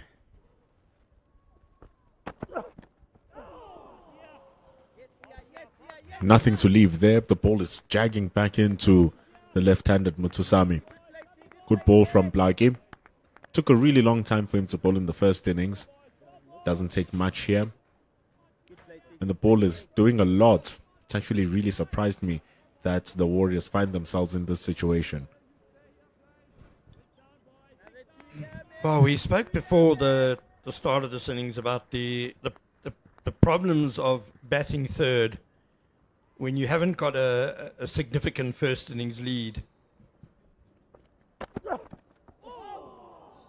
And I've been thinking about it, and maybe the issue is that so the Warriors had a lead of 10 runs on first innings. You then come out to bat, and it's going to take a while for you to make like a significant impact in terms of the match situation. You're going to have to bat for a while before you actually can see real progress. Whereas for the bowling side, it's easier. They can come out and knock one or two over early, and suddenly you feel like, we're taking a grip on this game, and that's kind of exactly what happened. Wide and cut away by Mutusami. Not a good ball from Blaki. When it's there to be hit, still gives it a good bashing. Goes for 4. Absolutely. The Warriors don't want to paint themselves into a corner here by not capitalising on deliveries such as that one.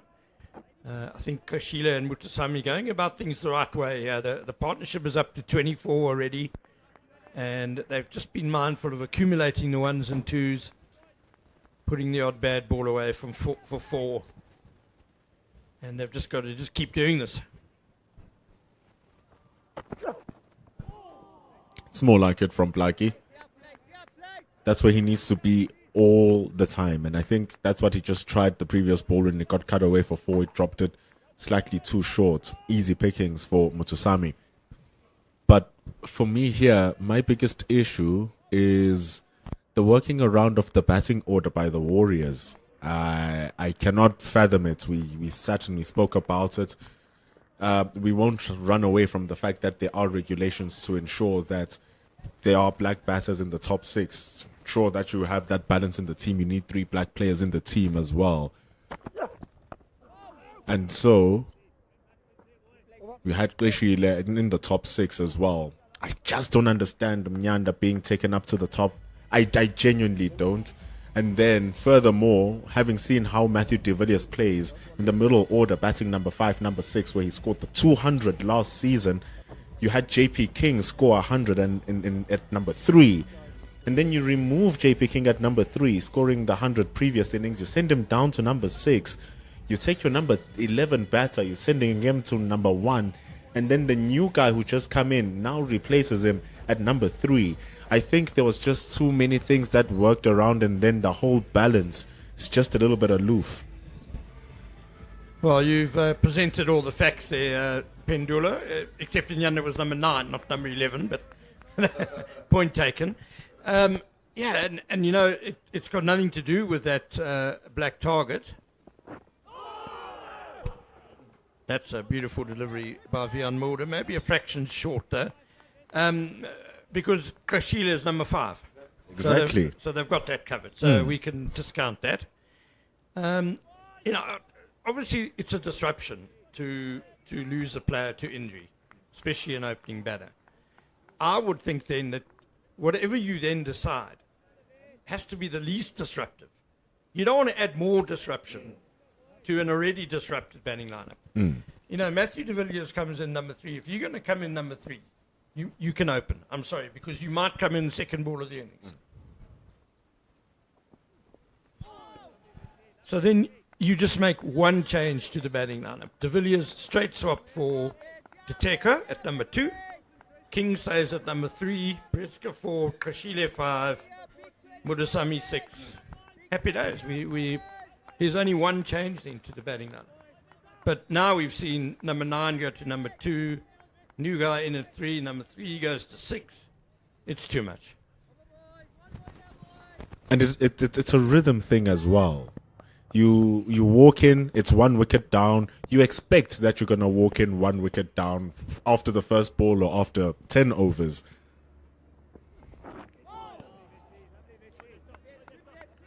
But then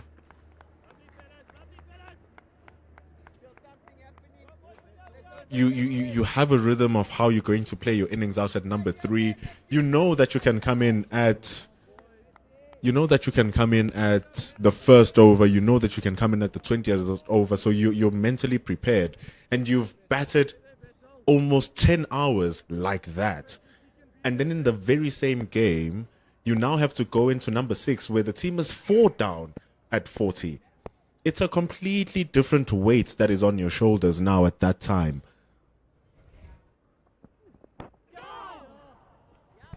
And he made 100 in the first innings. So he's going well at 3. He's comfortable. He's established there. It's we're going to discuss it some more in between overs because Aslam Korta feels strongly about this as well. And he's going to just join us at the end of the over to give his views.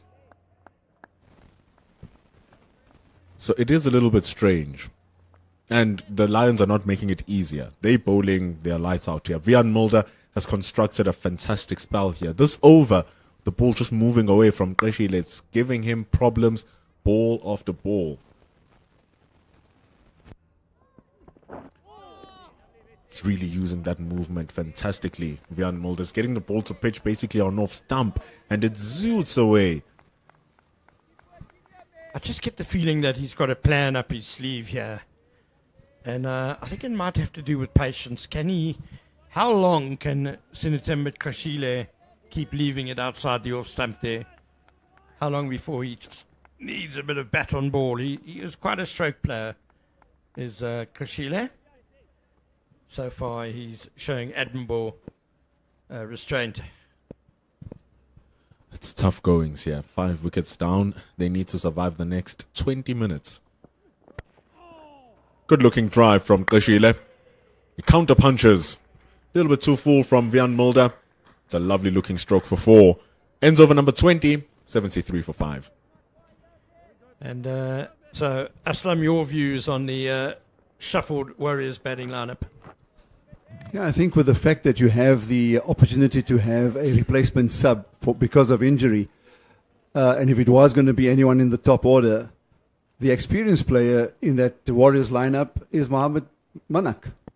Having scored a number of 40s, a big 60-odd as well, was involved in a number of century stands here, has occupied the crease. I remember at one stage watching him, I thought he had taken up too much time, knuckling down and looking for a big innings. But it just shows you that growing up on this pitch, having played on the surface, the knowledge is so important. So perhaps somewhere along the line, the selectors or the team management got it wrong. And because if it's between, Matthew de Villiers and Manak, I would certainly have rather had him as your batting replacement. It's just an observation. I think experience and all of that does count, and it may be a lesson for others who are listening in when it comes to these type of situations, especially if you're playing away from home. We did touch on the Manak situation, and there's a reason why apparently he wasn't allowed to be the substitute. Because for me, he would have been the obvious choice as well, having opened the batting here for the DP World Lions and very accustomed to being in the top order. But apparently the team has to nominate 3 players.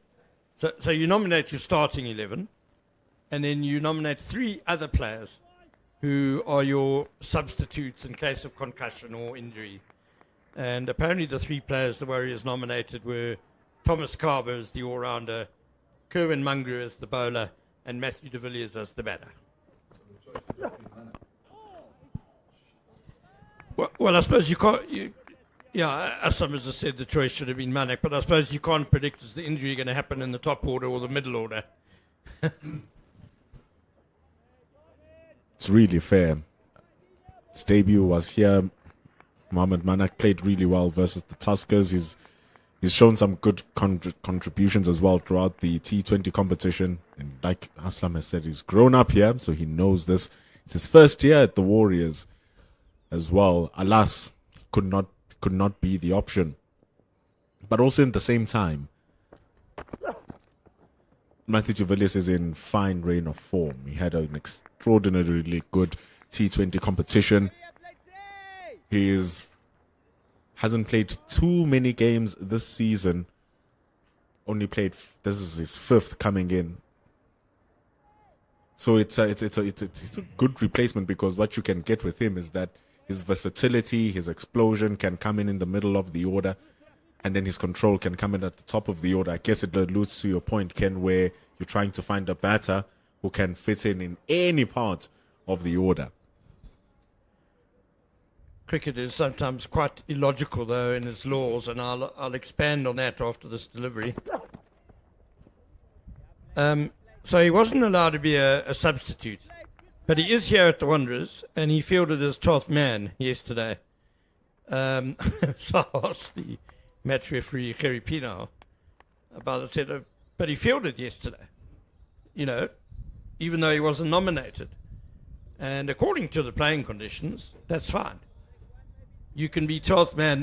Anyone can be 12th man. The Warriors could decide that Pilasande Sikaba sitting up there in the media centre, he's got Eastern Cape roots. Let's get him to field. And apparently it's fine. But he wasn't allowed to be the substitute.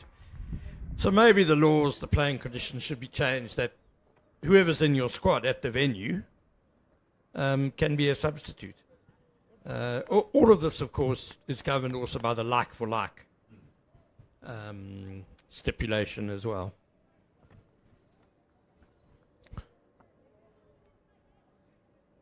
I guess sometimes you have to experience an inconvenience of the law in order to see if there's a reason for it to be changed. And I think this is one of those instances here.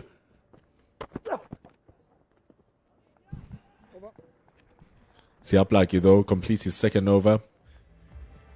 He needs to bowl a little bit tighter. He's bowling a little bit too wide, allowing Mutusami to leave a lot of balls. 69 for 5. I agree with you, yeah. I don't mind the tactic of saying to the Warriors, come and get us outside off stump. But it's got to be a little bit of more of a decision they need to make. Do I play at this? Do I leave it? Blakey really is just wasting the ball there, way outside off stump. What's left of the new ball shine, I think they just need to try and protect a bit better.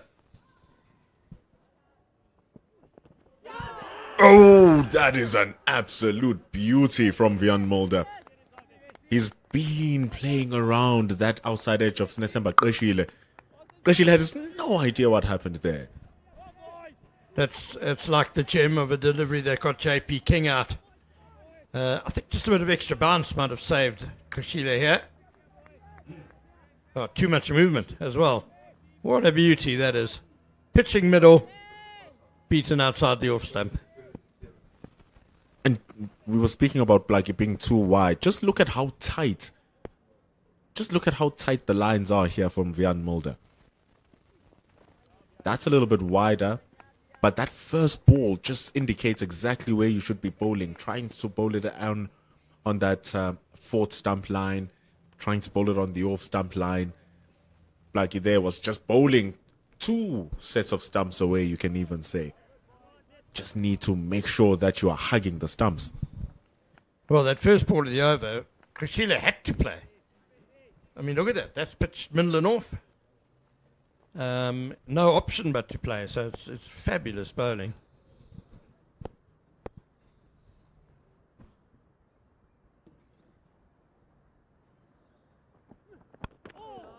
So he's trying to compensate now because of that movement, starting it much straighter. I think low-key, he's also shocked that he's getting this amount of movement because it's exaggerated. It really is hooping, isn't it? Yeah, it's... yeah, I mean, that first ball of the over actually did too much. It's actually a wonderful surface. Goodness me. Wouldn't have thought that the bowlers would have so much in it so far. But also, I think it was you, Ken, when I was speaking about that traditionally here in the Wanderers. If you're bowling it in the correct areas, you're always going to get your purchase. Vian Mulder hasn't strayed too far away from his areas. He's absolutely bowling like a freak right now, these last 3 games. And even now he continues. Well, it's exactly like Matthew Boast this time yesterday. Same sort of thing. If you bowl really well and get enough balls in the right areas, there's definitely reward out there for the seam bowlers.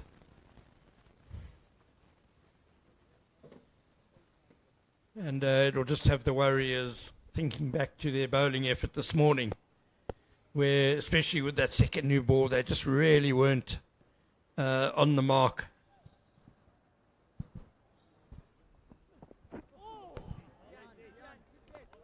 Just to paint a picture on how ridiculous it's been from Vian Mulder. He's averaging 9 with the ball this season. He's averaging 9. 12 for 45 in one game helps. Does a lot for you when you can come back as well in the next game and capture 2 for peanuts at under 2 runs to the over. So the importance of that is that it can give you many overs and still go for nothing and still get wickets. I mean, right now his average in this innings is 7.5. His average right now is 7.5, so that's how he works. That's how he operates. We spoke yesterday about how strong the DP World Lions batting lineup will look for the One Day Cup. They can have a useful bowling attack as well. Vian Mulder, Cody Yusuf, Luto Sapamla, I presume, will be fit for the One Day Cup. So that's 3 really good quality bowlers. Options for the power play up front. I think Ngaba Peter might play quite a role as well. I thought he bowled really nicely against the Tuskers last week in the 4-day game. It was really impressive from Ngaba Peter. I was really happy to see that he's taken some wickets because we need a leg spinner. We need to have a leg spinner just for that added variation who's good with the red ball. He's one of the favorite pushed candidates, one of the younger spin bowlers who's a leg spinner. And for him to go at less than 3 runs to the over whilst taking 2 wickets and bowling the amount of overs that he bowled as well. I think he bowled around 12, 13 overs for that return. That's very good for your leg spinner.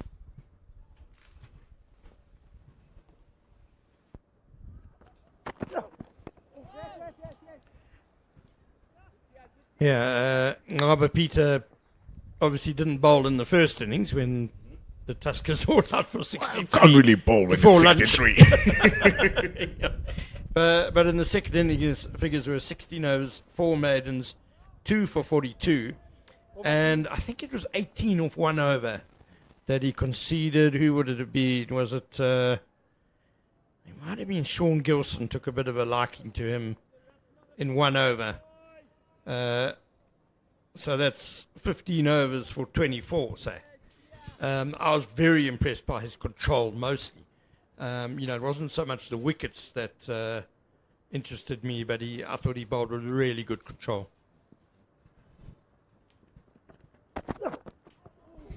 That's why I'm making such an emphasis on that economy, going at less than 3 runs to the over. And bowling that for 16 overs. I was selling him short, saying 13, 14. Actually, 16 overs is quite a unit to go for that little runs. And I like that you add that context of that big over, because now 15 for 26 from 15 overs looks seriously different, and it looks seriously skillful as well. Especially on a ground like the Wanderers, which is really unforgiving for spinners. If you don't get it right, you travel here. It's a good punch. Speaking of not getting it right, a little bit short and wide from Blakey. Good looking punch shot from Krishile. Goes for 4. I think it's a brilliant shot by Krishile. Hopefully we'll see a replay. Yeah, the way he got on top of the bounce and controlled it, and to be able to hit that through extra cover. This is a really skillful stroke. Look at that. It's really quite short from Blakey. Brilliantly played by Krishile. Wasn't too wide either. Was able to just open himself up very nicely there, Krishile. Good foot movement. Gets the gap. He moves to 23 right now.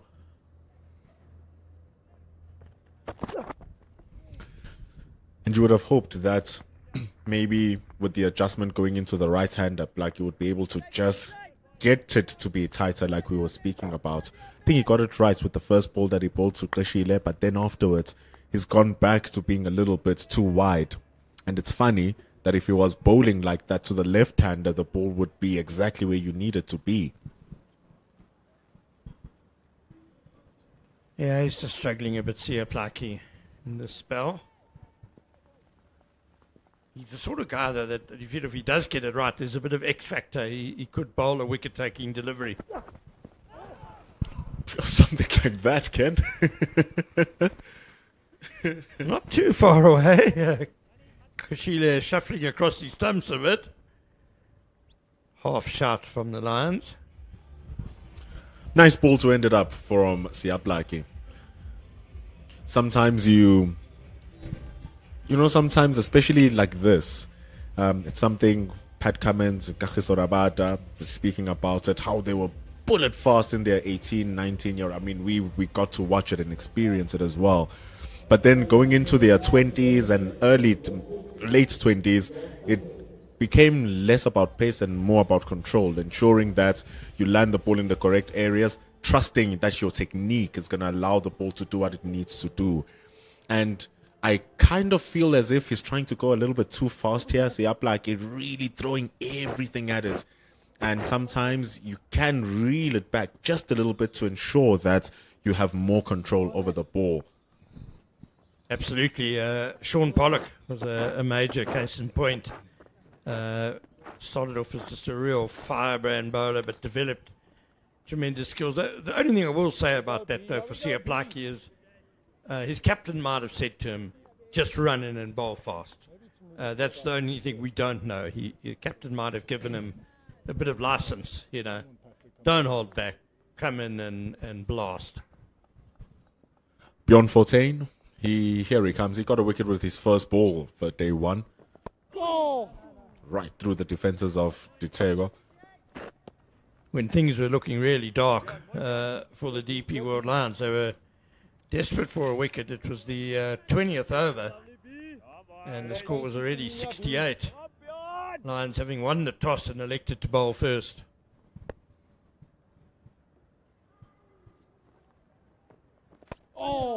And he was playing a very defiant innings, Mudere Ditego. 58 deliveries for his 16 runs. Perfect fall to what Jordan Herman was doing on the other side. And especially impressive considering that he suffered a terrible blow to the groin in the second over, and he batted with pain and nausea, apparently, and had to go to hospital once he was out. Yeah, it's a true fighting spirit. Especially if you have been taken from Division 2 coming into Division 1 in the season. You want to, whatever chance happens, to show that you are worthy of being in the team. He had a taste of Div 1 cricket a couple of years ago with the Titans.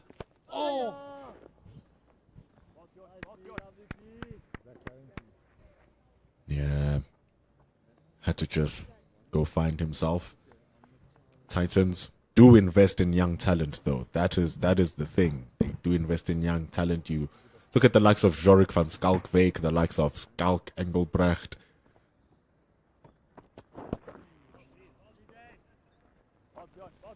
Lesego Kokohlabana, Luandre Pretorius, of course. So many of these young players from the Titans. Madidi Titego was one of them. Musatwala was one of them as well, but they needed to find different pastures, and it's really good that Titego has found a home here at the Warriors.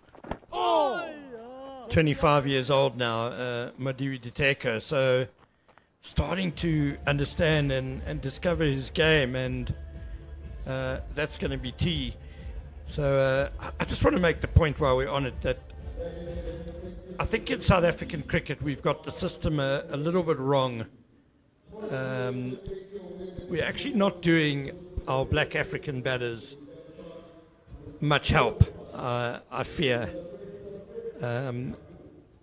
Because there's so much pressure to play them, anyone with talent tends to get thrown in when they're young, 19, 20, 21 years old. Here at the senior level. Off you go, good luck, show us what you can do. Whereas white batters only get picked when they're 23, 24, when they know their games a lot better than some 19, 20-year-old. And then unfortunately, what happens is the 19, 20-year-old black African batter, it is very, very, very difficult for any 19, 20-year-old cricketer to make it at senior level. The only guys who do it are your really, really talented, exceptional players. And I'm talking batters here, not bowlers, batters. Quinton de Kock, Luandre Pretorius, even a talent like Dafabet Warriors didn't crack it immediately, no matter how good he was as a 19-year-old. And now we're expecting black African batters to be the finished article when they're 20 years old. What happens to those guys after they've had their first little taste, haven't cracked it, get left out? Where do they go? What happens to them? I just have a feeling there are probably a whole lot of 26, 27, 28-year-old black African batters who are probably really good finished articles now, but we're not playing them. Club system is filled with those players. Tons and tons of them, Ken. And I wish we had enough time to have this conversation, but we probably will later on throughout the day. So we'll hold it in for now, Ken, and we will continue it because it does require its time in the light. It's tea time. The lead is 90. And Snetemba Krishile trying to fight the resistance alongside Senoran Mutusami for the Warriors.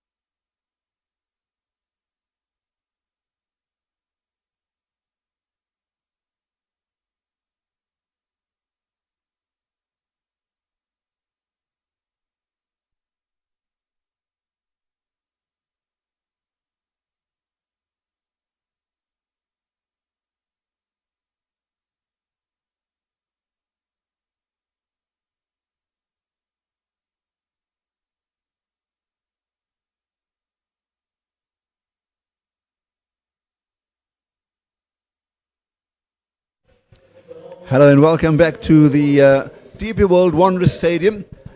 And the third session is about to get underway in this 4-day series final. Played over 5 days, of course. And it is the third afternoon. In the meantime, we need to just remind you that the one-day cup immediately after this will be on your screens on Pitch Vision. 27th of February, the opening match at St. George's Park. The Warriors taking on the Hollywood Bets Dolphins. And that should be a fantastic start to what promises to be a very, very interesting competition. Midway through that, of course, some of the internationals will be back. Others will be engaged in the IPL. So a lot for Pitch Vision viewers especially to look forward to. We'll be bringing you all the necessary coverage that we are allowed here on this platform. And we'll bring you the best of South African cricket. In the meantime, the best of South African cricket in the 4-day series are on the park. And we've been engaged in a very fascinating contest here between the hosts Lions and also the Warriors. And as we've been saying for most of the early afternoon period, that it has certainly ebbed and flowed in the favor of both teams. But right now it is, in fact, the Lions that are holding sway. The score 80 for 5, the lead is 90. And there's a partnership of real importance underway here. Mutusami, who resumes on 11, Kashila on 23, have mustered a gritty 35-run partnership to save them from any further blushes. They were 45 for 5 at one stage. Cody Yusuf opens the proceedings. Straight to the left-handed Mutusami, who's looked a lot fluent in this innings of his. And talking to Kamva and also Mpondelo, Ken, about how this game should pan out and how will each session be viewed and surmised. How will it progress? We'll come to that in a moment. Yeah, covers up nicely, gets bat and paired together. Good balance from Mutusami as he pushes into the gap. That it's all about time now and occupation. How often do we say that? Good afternoon, Kamva. Good afternoon, Aslam. Certainly it's all about application. But even for these two batters have built a partnership of 36. They'll be thinking that is still very, very small at this point in time. They'll want to extend that as further as possible and probably take their team to stumps. That's still far from now. So plenty still yet to come. 40 overs still remain of the day's play. We might not get all of those, but a lot of those will be bowled this afternoon. But they need to be negotiating a majority of those, if not right till the end. Oh boy, what a magnificent delivery. That is absolute class from Cody Yusuf. That's bounced and certainly had the better of Senatimbek Kashile, who until this dismissal looked very good for his stay of 58 deliveries. Played some lovely looking strokes as well, but it needed some quality delivery, and especially after the break to produce one slightly wide it may be, but it's the type of delivery at pace batsmen generally tend to follow. It doesn't matter whether you're a top order or a middle order batsman, and that is a quality wicket from a quality bowler. Oh, look at that delivery, back of the lane delivery, just nipping away and straight into the hands of Talana Pokhata, I believe, at Gully. Exceptional delivery, extra bounce as you mentioned, Aslam, and really just got the better. Bayer Swanepoel, thank you, who really took an easy catch somewhat in that Gully region. I don't think Senator Mkasi could have done much with that. It was coming at him, he had to play at it. He was forced to put a bat out there. And unfortunately got the outside off the bat. The partnership of 36 is broken. It is 81 for 6. Cody Yusuf continues where he's left off. Yeah, wonderful to see. In fact, just watching it live, first off, I thought maybe it was slightly wide, but that was absolutely perfect. Whether you're looking to defend it or leave it, when you look to defend it, and it's just a matter of millimeters, and that's what it was. So Patrick Kruger comes in to join his captain, and the team really in a very precarious position. 81 for 6, the lead, now exactly 91. And I thought as we get into the discussion for the afternoon session, the one would be, what would they be happy to bowl at? In the hope, of course, that Mutasamy can come into his own on a drying pitch and so on and so forth. But I hardly got that thought gathered in my mind when Cody Yusuf produces this quality delivery. When it hits that upper half of the bat and carries to gully, you've bowled a perfect short length delivery or short delivery to force the batsman onto his back foot. It's usually so hard to really not play at that. And one thing this game has given us is a tail that has wagged. And we're not there yet. We're still in the all-rounders and Patrick Kruger. And probably the innings of his season that he'll have to play now with his team in a real spot of bother. Similar length, similar line, but just a bit wider, where it allows Patrick Kruger to just show his hands to it. Something you'll have to do a lot of when facing Cody Yusuf. And be very watchful of that one that missed back in as well. So a lot to contend with right now. Yeah, pressure, because there was pressure in the first innings when he held out to a full toss straight back to Delano Potgieter. Now it's even a more grave situation in which he finds himself and his team find themselves in. So the pressure is on.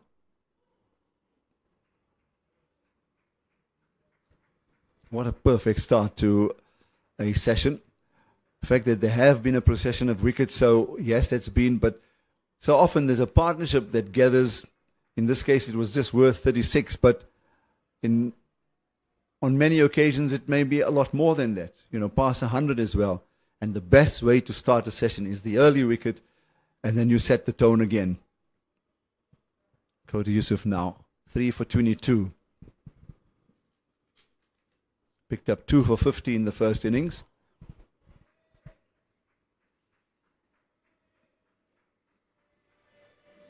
Yeah, he's really bowled brilliantly in this second innings. So accurate. I think we spoke about his energy earlier on, how his energy really was what drove him and his rhythm.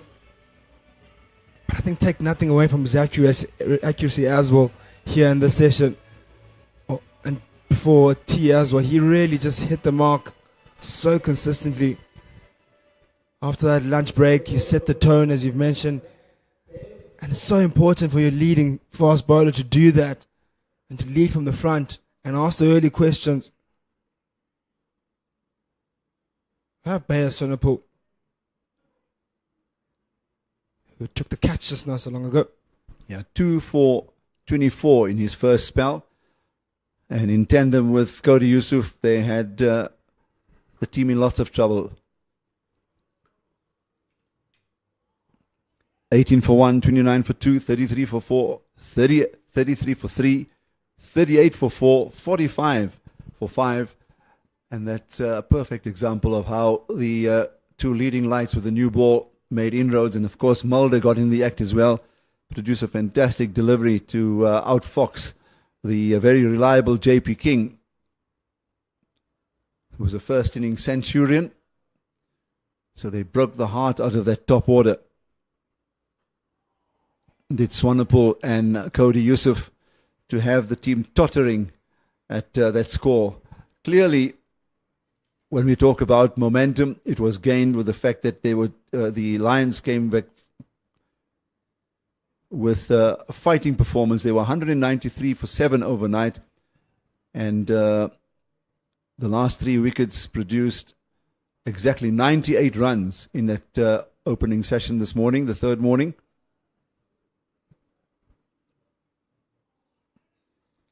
And that made the difference because as much as Matthew Boast was really boasting the finest of figures the day before, they weren't able to capitalize this morning. And that momentum stays with the Lions. They came out firing on all cylinders. And we've been talking about that, Kemba, myself, and Umpandelo, also Ken, that the instructions from the dugout must have been pretty clear that, guys, you are better than that. Guard there and make a difference. And that's exactly what we've witnessed in that period between lunch and tea.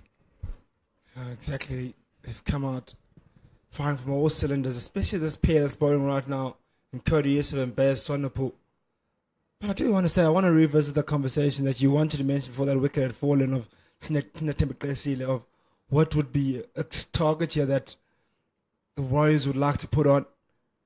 But that's something that they have to think about, particularly, maybe not right now.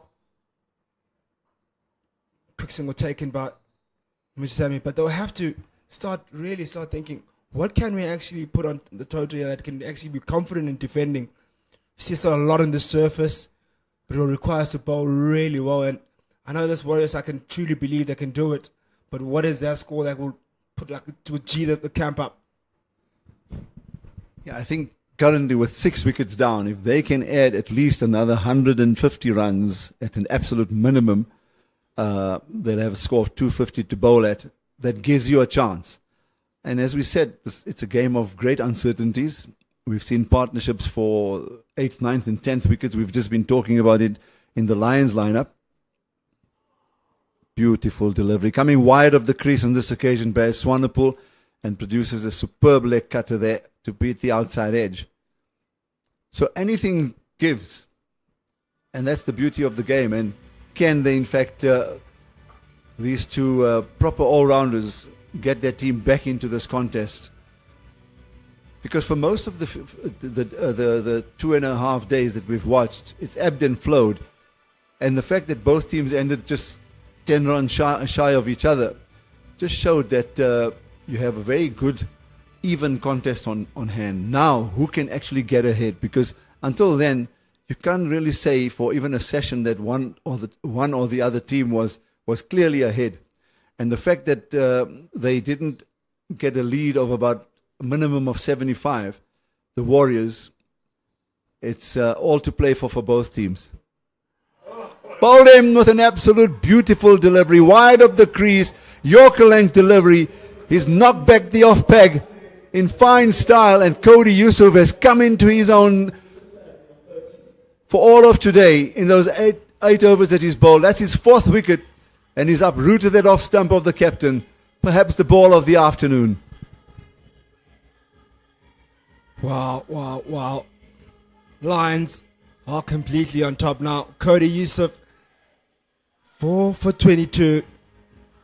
What a delivery that. Absolute gem of a delivery. Jack back in. And late movement away. Slight movement on that BC outside edge of Mutisami. And hits the top of off. A dream delivery. Coming around the wicket to the left-hander. What the Warriors batsmen will be talking about, those that are out, is that they've been out to some fabulous deliveries. High quality cricket, and Yusuf leading the light here, leading the Lions here with what has been a superb performance. Immediately after the tea interval, he's made a double break. He's removed Mutasami and also Kashile to 2 superb deliveries, and he's running into form. I mean, you had this huge gap between the SA20 and prior to that the 4-day series, and then you come back into it. You played the 2 matches prior to the final, and I do often feel that whatever happens, the 4-day competition shouldn't have a break in between. I know there are other forces at play, but you in this longer version, you need to have the guys going at each other for a good 8-10 weeks non-stop, or is it maybe even more than that, so that they stay in form and they stay in the rhythm of the longer version of the game. So Cody Yusuf certainly running into good form now, and this is exactly what the captain wanted from the fast bowlers, and they've delivered this afternoon. It was absolutely delivered. He's owned that lunch, in between lunch and tea session and middle session of the day. You could argue that Lions have maybe won majority all the first 2 sessions, and probably looking to win this one. And taking day 3 with a scuff of the neck. We call it moving day. Wow. Nothing short of that. Could even have possibly a result today. But there are still 38 overs to come. Yeah, 7 down, certainly the Warriors now. I can imagine the jitters in that dressing room. What do you tell lower order batsmen to do when you're up against it? You need a huge total. Nothing's there to even write home about. With that lead, it's now exactly 92. The Warriors are ahead. And just as we were talking about Kashila and Mutusami putting together some sort of a resistance here, as they did just before the tea interval, it's all just fallen apart in rather disappointing fashion for them, but a wonderful performance with the ball. The bowlers have all deserved their wickets. They've bowled beautifully. They've produced some real unplayable deliveries at times. Nice delivery again in that area. What do they do at this point, the Warriors? And it just really goes back to how important that first session was with that new ball. They'll be looking back to that, the Warriors, thinking, my word, we should have done better. Really should have done better. I know they would have backed themselves to be able to come here and bat a lot better than they have here.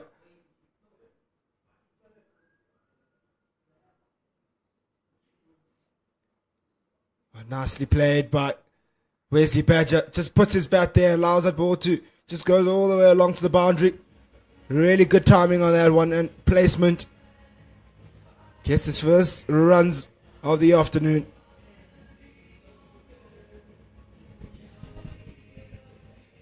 Any runs here will do for the Warriors. Anything, outside edges, inside edges, however they come, they'll take them. Yeah, soon they'll be happy to see the lead go to 3 figures. It's 96 at the moment. Yeah, he just got his bat, as you said, bat in the way, angled it, and rode off the face of the bat very nicely to that vacant area for 4. Now he goes for the big hit, and he scored. So unnecessary. That's 5 wickets for Cody Yusuf. Badger having just played a neat little stroke, rush of blood, and an easy catch for Sia Plaiki to give Cody Yusuf a well-deserved 5th wicket. 86. Is it 86? 86 for 8. What a bowling performance has been from Cody Yusuf. 5 for. Done this within a session. Loose stroke by Wesley Badger. Very similar to his first innings dismissal. Also not needed. In a situation he could have maybe played a better stroke. Delivery that wasn't threatening his stumps. Delivery could have left again. Looks to go big and caught exactly at mid-off once again. Copy and paste of the first innings.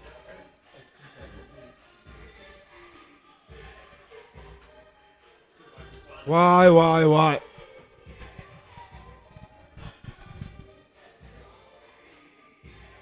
It's a complete miscue, an irresponsible stroke, you have to say. I was just saying, what do you tell the lower order batsmen in the dressing room? How do they try and get the team out of this huge deep hole? And unfortunately for Wesley Badger, a rush of blood after having played a nice boundary. Holds out to Cody Yusuf. So before tea, Cody Yusuf, 7 overs, 2 for 12, and now he's got 5 for 26. So he's picked up 3 wickets for the addition of 14 runs. Wonderful performance.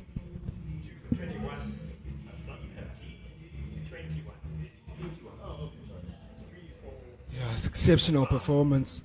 So a correction then, it needs to be made because it was 2 for 21. It was at tea after 7 overs. And here now he's into his 9th over and he's picked up another 3 wickets for the addition of 5 runs, 5 for 26. I thought that batting performance from Delano Pocket earlier this morning was a real game changer. Talk about this man, Cody Yusuf.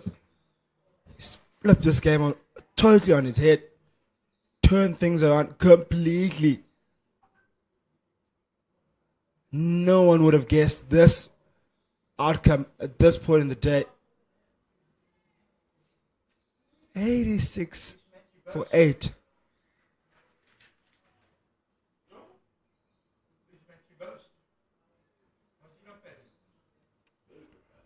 Oh, it's the crease.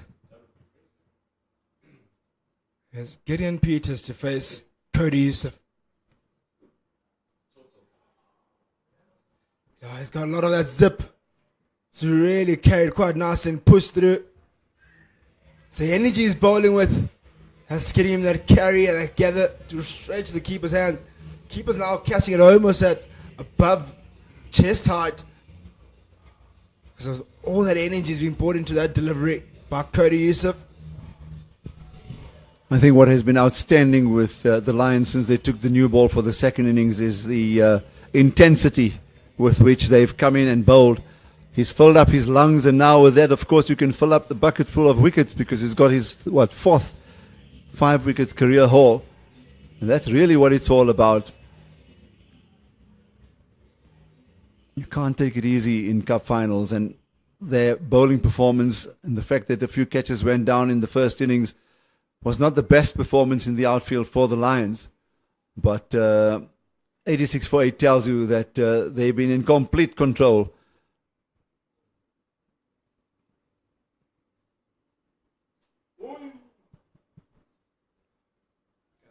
God's.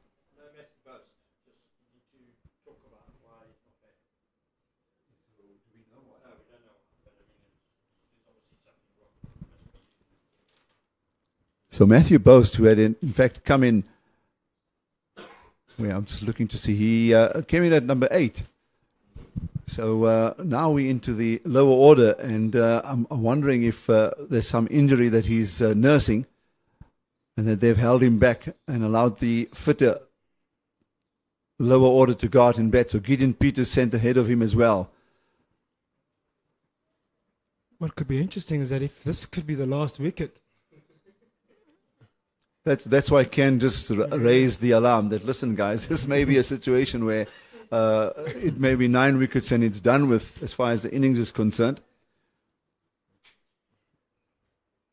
Yesterday, Bose took 4 of the 5 wickets that fell. This morning, he seemed to bowl without any issues, although I think he was a little off colour in that he was all over the show, not as effective as he was yesterday, where he attacked the bat and the batsman, actually, on a helpful pitch.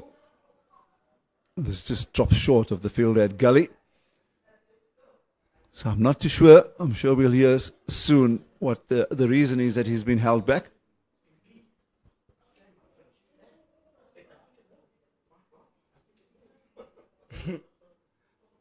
Well. Day 3 has moved us into almost a result.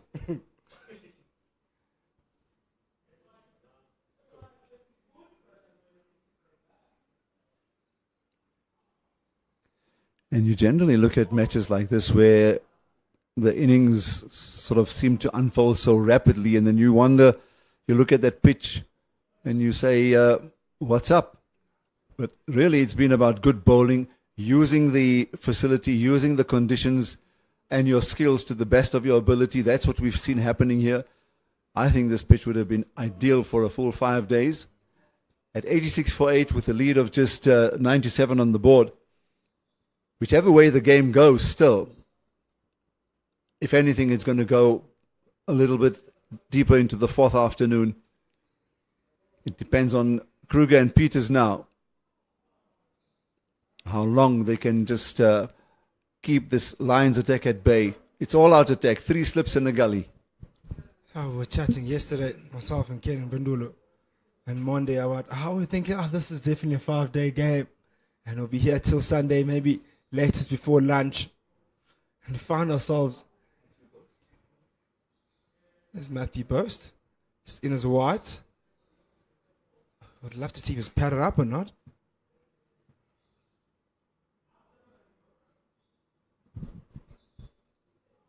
Oh, that's a beautiful delivery. Maybe a little too short of a length, maybe a yard too far back. because if you're leaving, and that you have to say in the end it was a very good leave, well judged, but a little further up, and who knows, he would have hit the top of off. So 87 for 8, and that after 28 overs.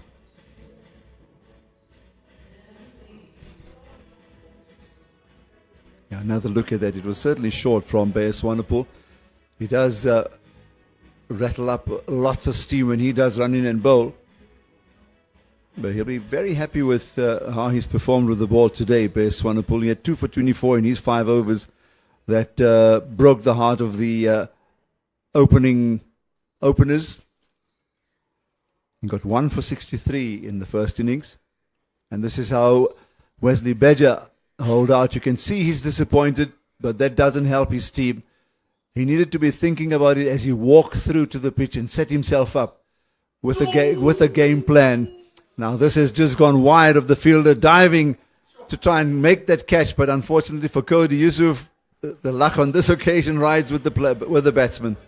I'd have to plug that gap right now, because that ball's going to come there again. No, you're right, and given that the intensity that he's bowling with, and the fact that he's just finding the most perfect length this afternoon, and runs are not really an issue right now for the Lions. If they can pick up the wickets here, especially in the slips cordon, it does mean that there are other areas in which they can try and block off the runs, especially against the tail enders. That outside edge also brings up the 101. Yeah, and I'm just looking at the field. So they're expecting that being tail enders, and as we saw with Wesley Badger, just playing a wild stroke, there's a deep backward third man just off the boundary, and then deep backward square leg, and also a backward square, or a long leg and a deep backward square leg for the long shot. And then, of course, for the straight hit, there's a long on in position as well for Cody Yusuf. So a few plans in place here for the Lions. And he plays a powerful looking stroke. But would you believe that Patrick Kruger has decided that there's no need for a run? I reckon runs are at a premium. However they come, and whoever's at the middle. I don't think he has a choice, honestly. For me, I would have made the same decision. I don't think Gideon Pieces can really handle the likes of Cody Yusuf at this point. I think he's the best, or the most suited to facing him. I know every single run is really important, but I think maybe that might give him the best chance to score the most runs if he's facing the bulk of deliveries. A point well made.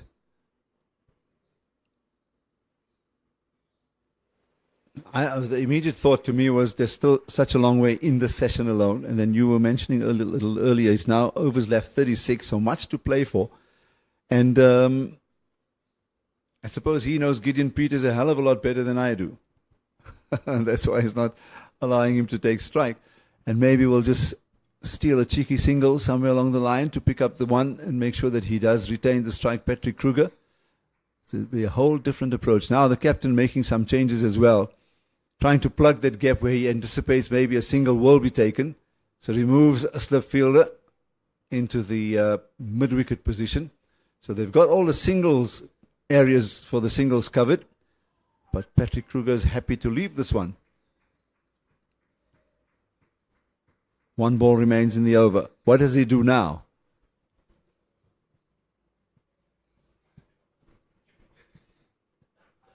He'll certainly be looking to find a single somewhere, or even a boundary. Yeah, things have unfolded just so quickly. You wonder if the Warriors even have even had time to think about what has unfolded in just 28.5 overs, 8 wickets down. When they looked the better of the two teams over the first 2 days. Short delivery is going to get the boundary, which means that the Lions will be able to have a go at Gideon Peters. End of the over, 91 for 8. One of us.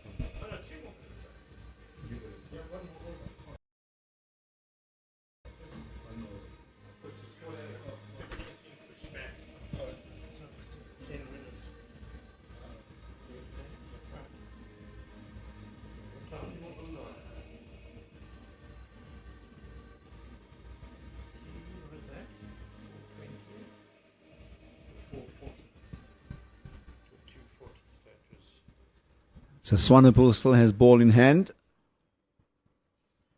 He'll continue operating from the golf course end. 3 slips and a gully. Await.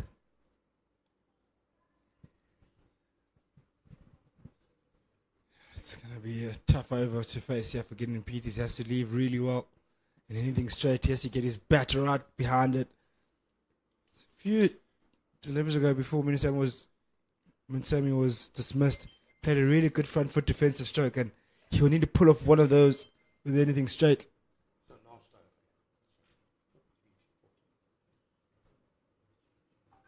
So there's actually 3 slips and a fifth slip in position. Bowled him, brought one back. The previous delivery, he was shouldering arms, but his foot went straight down the line. It didn't go across, and now we know why Patrick Kruger was not taking those runs. Gideon Peters castled by Beyers Swanepoel. A beautiful delivery, well set up. Identified it with the previous delivery. That's 9 wickets down, 95 for 9.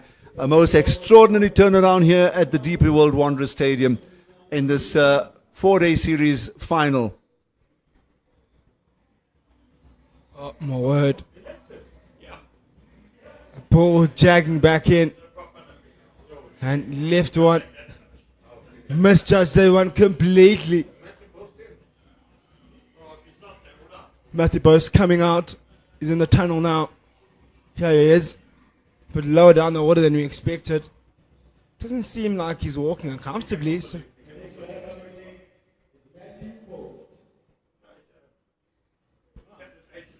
Well, only they would know why.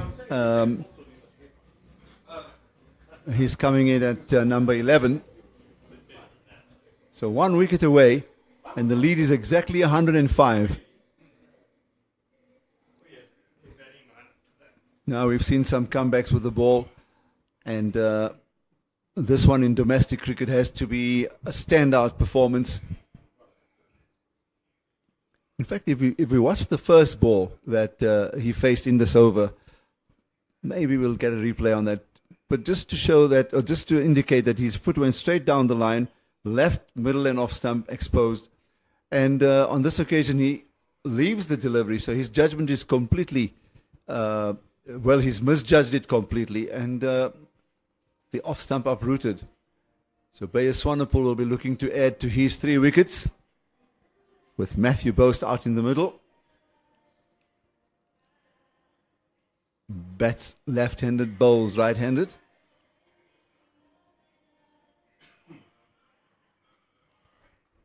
Beyers Swanepoel pulls out there as he was coming in.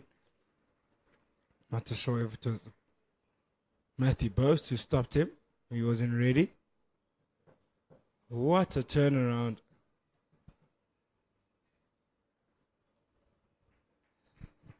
You know, you want to see a close contest, especially in a final. 2 of your best teams domestically in this format. But then you can't take away the bowling performance. And I think you've emphasized it, and so has Mpundelo. The partnerships this morning, and the fact that the Lions were able to add 98 runs made such a difference. And then the bowlers following up with the ball in hand, and a completely different performance from the first day, where the Lions had won the toss, elected to bowl on that occasion, and looked very much a different team with the ball in hand. It looked like it's a really different unit. I would have expected a much, much better innings here from the Warriors. To be blown away like this, really disappointing. Oh, there's the last wicket. Beyers Swanepoel. It is 95 all out.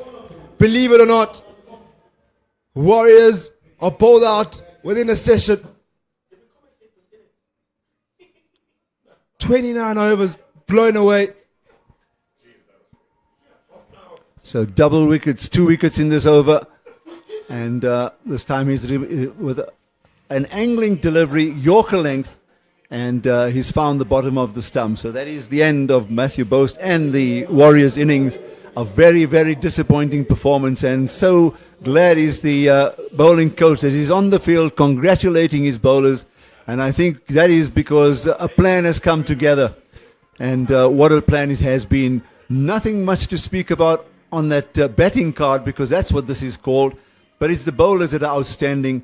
There was a bit of resistance from Jordan Herman, but he looked to get on with things very early on and hold out, and then there was Ashile, who did very well to shepherd his team towards that tea interval, but immediately after that he was then caught with a fabulous delivery from Cody Yusuf, and not much to say about the rest of that lower order, but to add that Cody Yusuf and Swanepoel have been absolutely fantastic. Between them, they've shared 9 wickets, 1 for Vian Mulder. Wow, what a turnaround, what a game that we've witnessed, what a session. Lions didn't know how to blow teams away. Did that to the Tuskers. Now to the Warriors. Wouldn't expect that in this third innings.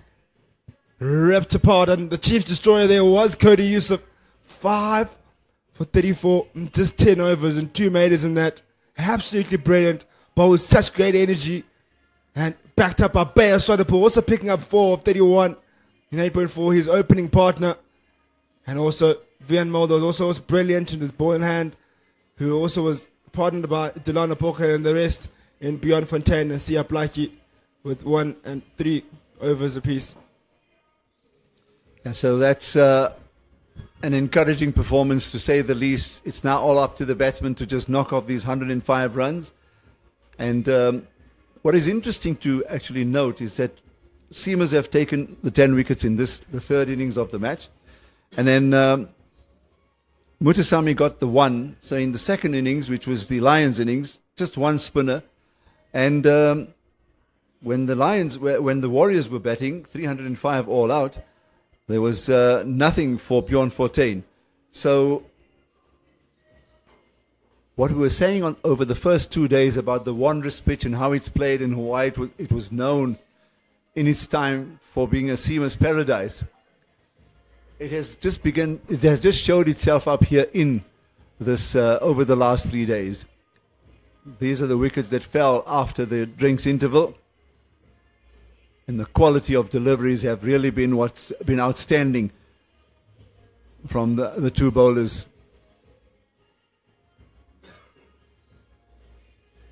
Swanepoel again here. And clean bowls. Peters. And then 2 balls later to tie up the innings, and a great performance by Swanepoel and the rest of the bowlers.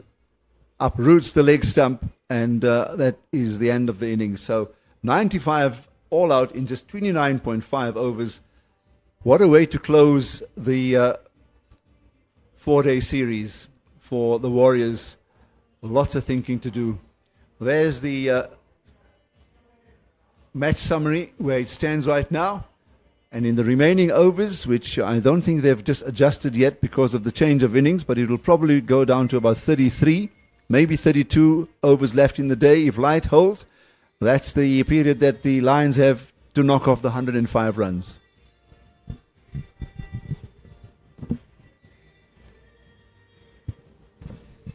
We'll take a short break, and we'll be back with the Lions innings.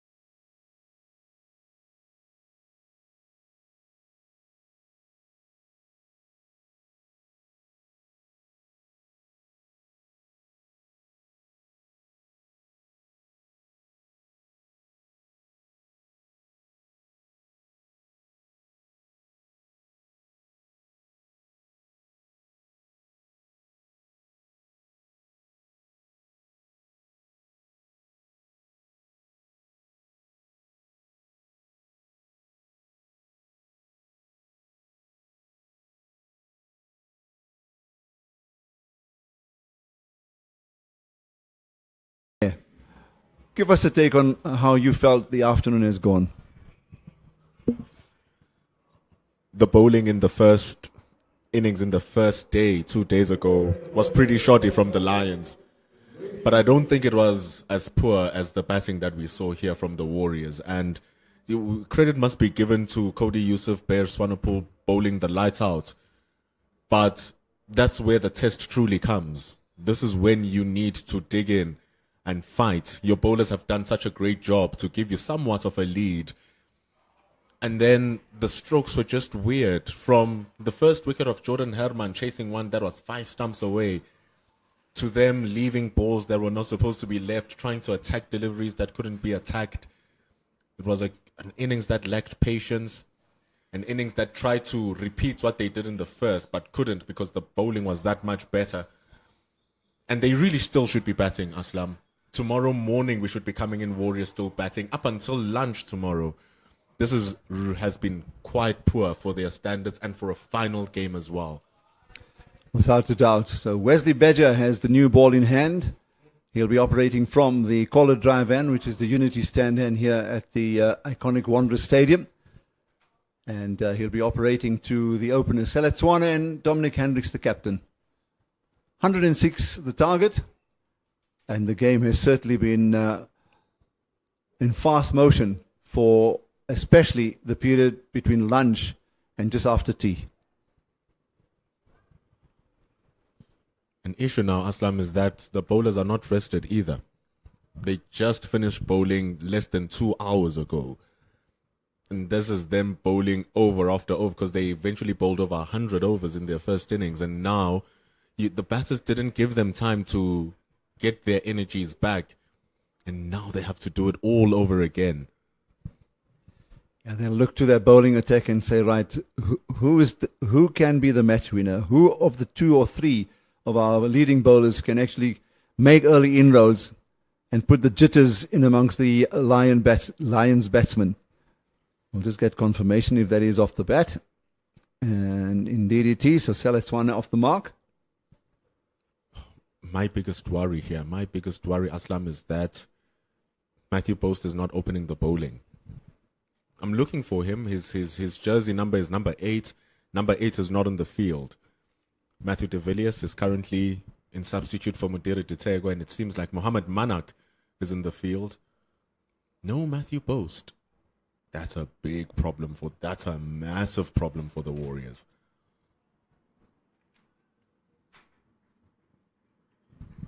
Dominic Hendricks about to take up the cudgels. His first ball of the second innings.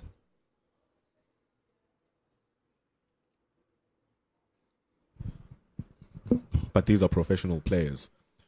Their first spells will probably be as strong as their first.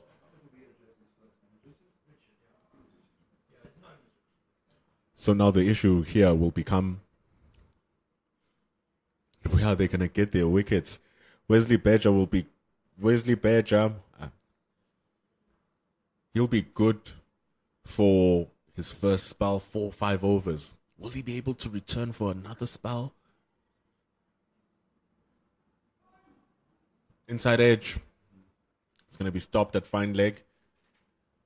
Here's Mohamed Manak. Definitely no Matthew Post on the field. Yeah, so he's got more than just a niggle. And that just adds to the woes of the Warriors. They're woeful with the bat. That's a thick inside edge. Fortunately, it was wide outside the off stump, so it was nowhere near hitting the stumps. Manak has to gather the ball at fine leg. So 3 on the board. It's going to be a long toil. Gideon Peters must raise his hands in this innings now. He got a fifer last week against the Dolphins. There's no Matthew Post. He's the man with the gas, with the pace. Took 1 wicket, but was a little bit pricey for his work. Right now, he's going to need to find whatever Bear Swanepoel and Cody Yusuf found in that previous innings.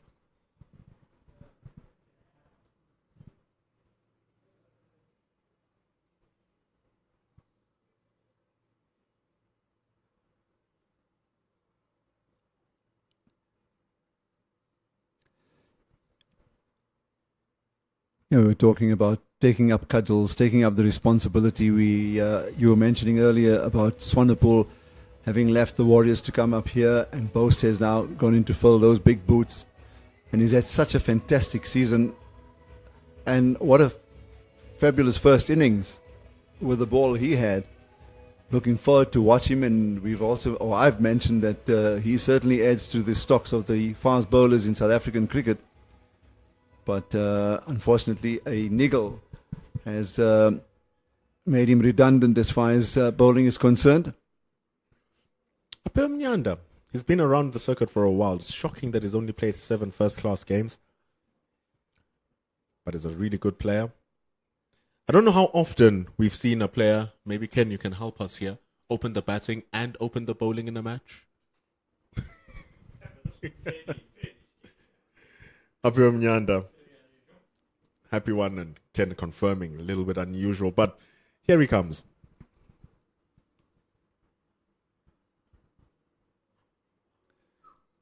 I'll go back to South African cricket pre-unity.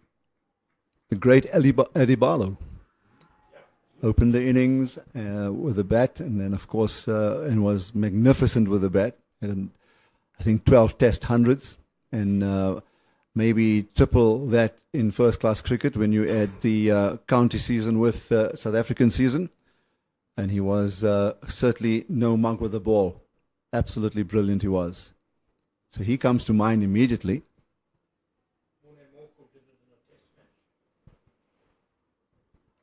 Morne Morkel did it in a test match, but there's a backstory to that, of course. He went and told the likes of Graham Smith and Mickey Arthur and the rest that I finished the innings not out at number 11. I might as well go in and open the innings. In any case, I think Smith was injured that day. It was some sort of injury. Yeah. So we're not going to write that one down, Mpundelo. You can keep that, Ken. Oh, who would have known I'm sitting here with 2 cricket almanacs right next to me.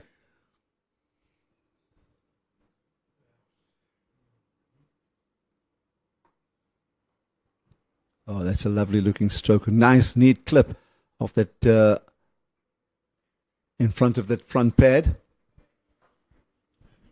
You know, in starting off this innings, there's really no need to press the pedal down and try to go at 7th gear for the Lions. Even though they could and finish the game in about 20 overs, there's really no need, especially starting it off.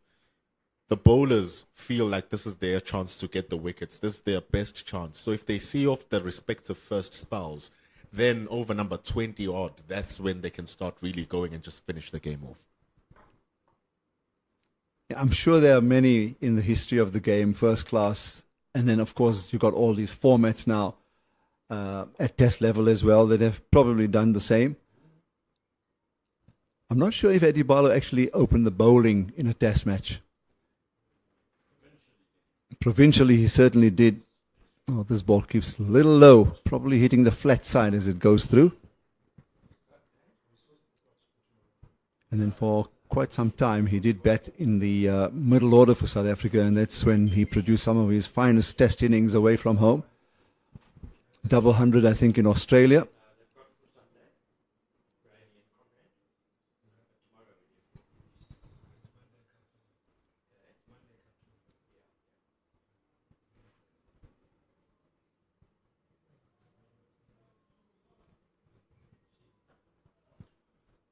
Like we said in that first innings, Dominic Hendricks has had an inning season that has just been under the shadows of the work of Connor Esterhazen and Delano Potgieter in the middle order because they've done so many great saving jobs. But Dominic Hendricks, 200s and 5 50s for the opener, one of his finest seasons, is really locking in and playing some good stuff, Dominic Hendricks. Even the 50s that he scores in vintage Dominic Hendricks style.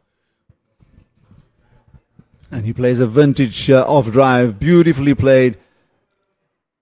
Sweet half volley, wide outside the off stump. That's his favorite spot. And he has a low center of gravity, so very easy to latch onto that. Just watch this again. He's bent, he's low down, and produces a beautiful square drive. It's been one of the stalwarts and ambassadors of South African domestic cricket, Dominic Hendricks. But even he still has the hopes of donning that Protea jersey, even if it's just one time. He has over 10,000 first-class runs right now. There was an opportunity in that series against the New Zealanders. It's actually 2 years since that happened. Can you believe it? When a second-string team went across. Then after 2 years, eventually they lifted the title. That's the important thing for the South Africans. But a year and a half later, where they just turned things so magnificently to actually win, what was it, 9 out of 8 test matches on the trot to qualify for that, and then just giving the finger to the rest of the world who felt South Africa shouldn't have been there. Full toss. Not a good ball from Beja. The easiest ball Richard Seletswane could receive and ask for, and it's driven for 4. Yeah, a sprinkling of scholars who've come in to watch. Yeah, very full toss, wide outside the off stump, just hit around thigh height, easy to deal with. Gaps found pretty easily as well in the opening overs. Beja does not deserve this, Aslam. He really doesn't. He's been bowling so well. Well, listen, if you get 5 for 34 and your name is Cody Yusuf and the other 5 wickets went to Boast 5 for 58, you get those situations. And then you get, cricket is a cruel game. I mean, how often you see the top order get dismantled and then guys in the middle order go and score double hundreds. So, that's why it is a test of temperament and patience and everything else that goes with it. Wesley Beja may have had a few good moments already in his career, and I'm sure that in time he will have them. What a fantastic take that is from Kashile. Seletswane stretches for this one, wide outside the off stump of the bowling of Wesley Beja, and a one-handed catch of high quality from the veteran wicketkeeper Kashile. First wicket down, 12 for 1. Disappointed with himself, Richard Seletswane there. Not the bestest of strokes. That's a leavable ball. 100% a leavable stroke. Got drawn by the juicy length of Wesley Beja. He bowled 24 overs in the first innings, and he's continuing with that. Virgil gets his first scalp. Well, I'll say something about that particular delivery, because sometimes we overemphasize and overfocus on the batsman and stroke that he's played. But you have to give credit to Wesley Beja. He pitched it up. It was in that slot. He invited the batsman to hit. And he does get just that little bit of movement. But what a catch. That's really what this dismissal is all about. But hats off to both Beja and Kashile for that catch. Striding into the middle, Zubair Hamza. The Lions are spoiled with the amount of consistent runs they have in their batting order. Dominic Hendricks, one of them. Zubair Hamza joining him, another one of them. Then you have Esterhazen, Borgeter and Mulder. 5 batters who just score runs for fun in the 4-day series for the Lions. But Wesley Beja, in his outing for the Warriors, getting the job. And Zubair Hamza, you'll see how fabulous of a record he possesses. 110 first-class matches now for the 30-year-old. And he's playing the finest cricket of his life. Yeah, didn't have a good start with his international career. Did occupy the crease for a long time. Showed that he has the technique for the game. But it's the manner and the modes of some of those dismissals which I'm sure that he's worked on. And as you say, I mean, one of the leading run scorers, not just this season, but even the previous one, where I think he was up amongst the top 3. So brimming with talent, all the promise is there, and he did go on one of the recent tours to with the South African team, and was he at the World Test Championship? I'm not sure, but nevertheless, he's obviously knocking the door. They've recognized the fact that he's been scoring the runs, and generally, there's a history of players, especially batsmen, who've not had it easy in the opening period of their careers, come back much stronger. 12 for 1. Wesley Badgers deserved that wicket with having produced a beautiful delivery, and the Lions need just 94 runs to win. Really true it, but what a catch from Kashile. He covered the distance of where first slip would have been. Such a one from a wicket keeper, don't you? He can save you a fielder if he's agile and skilled enough. You can use that fielder elsewhere. Fantastic grab from Kashile. Top catch. Top catch. He'll probably be talking about it on the plane back home. They need to win first to make that chat nicer. Listen, win or lose, he's going to remember that catch. I'm sure he's taken a few like that during his career. He's played this game for a long time. I wanted to put more with the bats, though. Well, that goes for the entire Warriors team in that second innings. It was really tough for all of them. That entire slip cordon. Kashile, De Villiers, Kruger, Mutusami, all runs in their hands, but none given today.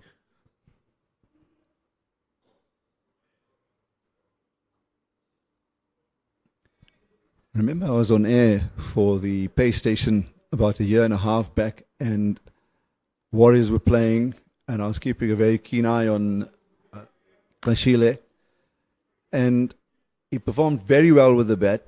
Seemed to have I can't remember whether it was a problem on one of his hands or was it a niggle in the leg, but he really struggled. But the way he batted, and he showed so much of application at the crease. And there's been this call from Cricket South Africa that players of colour, especially of the black African stock, that they need to be batting in the top order. And I looked around and I said, there's not much going at the Warriors, and why not him? To at least maybe even give the gloves away to another potentially good wicketkeeper and just allow Kashile, with all of his experience, to bat. And I still maintain that that's something that they could actually do, and give him that responsibility, because he can score hundreds, as we've seen this season and when he started his career at professional level. Highly skilled, and so much was spoken about him. I think if I remember well, it was in a one-day setup that he got 90 odd, and then followed that up with a few other big scores. And there was this whole big excitement about Sinatemba Kashile coming into domestic cricket in such fine style. And not too many of my co-commentators were impressed with that observation. It was only an observation. But as I said now, I still maintain that he's the type of a player, if you give him the opportunity, he'll take that responsibility. Here the Lions captain plays a neat little off drive. I'm not opposed to that idea at all. At all. I think it might even work. He has the makes of what a number 4 batter could possibly do. And he can do it really well. I mean, watching him in that New Zealand A series, how he played and how he applied themselves was absolutely fantastic. And you speak about how he's been playing well. I mean, Kashile in the SAA last year, went to the West Indies, got a half century, got a century in the 50 over stuff, then a century for New Zealand A with SAA. I mean, that's speaking that he's starting to produce. And Zubair Hamza's the same. Said he's in the fringes. He's very much in the fringes. Number 3 for the SAA side for the past 2 years now. It's been an SAA number 3 for the past 2 years now. Aslam Khosa would leave us. And he will vacate the commentary. Thank you for the insight. It's all been wonderful. But Dominic Hendricks, with good enough cricket and good enough play, you'll never know with how things open up in the SAA side that he might get a chance. You first want to see Gavin Kaplan make his way into that SAA side if it were to ever to happen. Connor Esterhazen has already made his way there. Delano Potgieter is not too far from the 50 or from the white ball stuff. But Dominic Hendricks just needs a little bit more and he will be there. The one problem is his age. His age might be a little bit against him, mid-30s.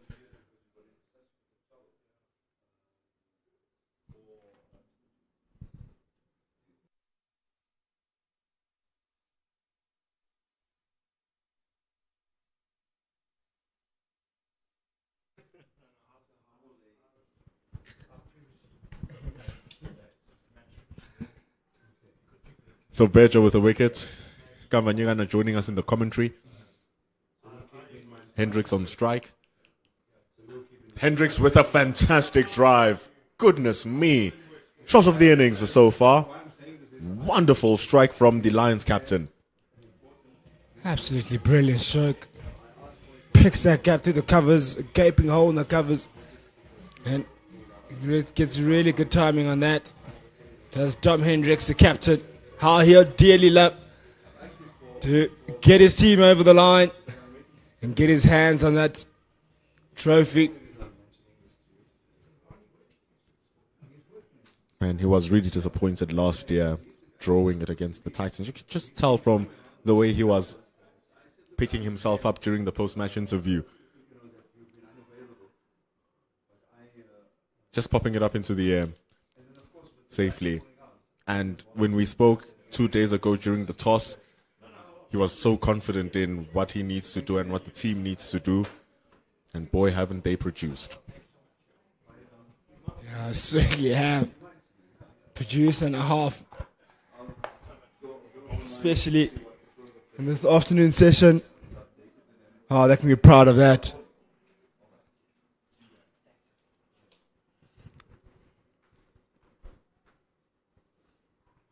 "87 runs to win. 87 runs to win." We will be playing for the next hour and 15 minutes. If the light permits and the score is reachable enough, we could extend, just like the Warriors extended the first session. The Lions can extend this session so that they can close off the match. But 87 runs needed in about 20 to 21 overs remaining in the day's play.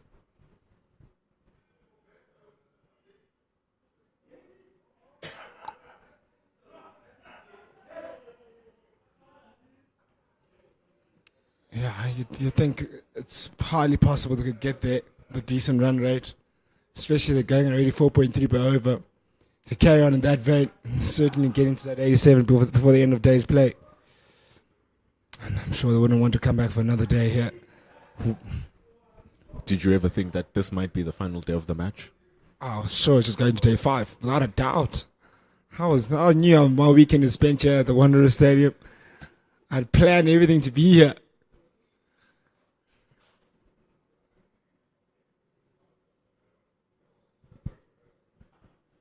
I was getting ready to listen to you guys over the weekend as well. But here we are. We might be finishing this together. It will depend on how the Lions take this forward. They've been scoring at around 4 runs to the over. If they continue scoring at this rate, they will win. And if Dominic Hendricks continues scoring like this, he might get himself yet another 50, currently on 13. It was a really good strike.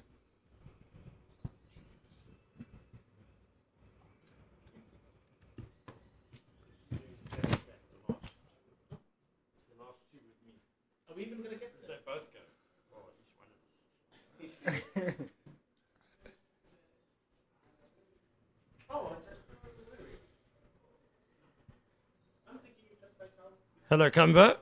I think the happiest person in the ground at the moment, apart from the DP World Lions players and management, is our producer, Leobona Potawa, who all he's wanted the whole game is a quick game. His support the team he's supporting has varied depending on who can deliver him the quickest win over the few days.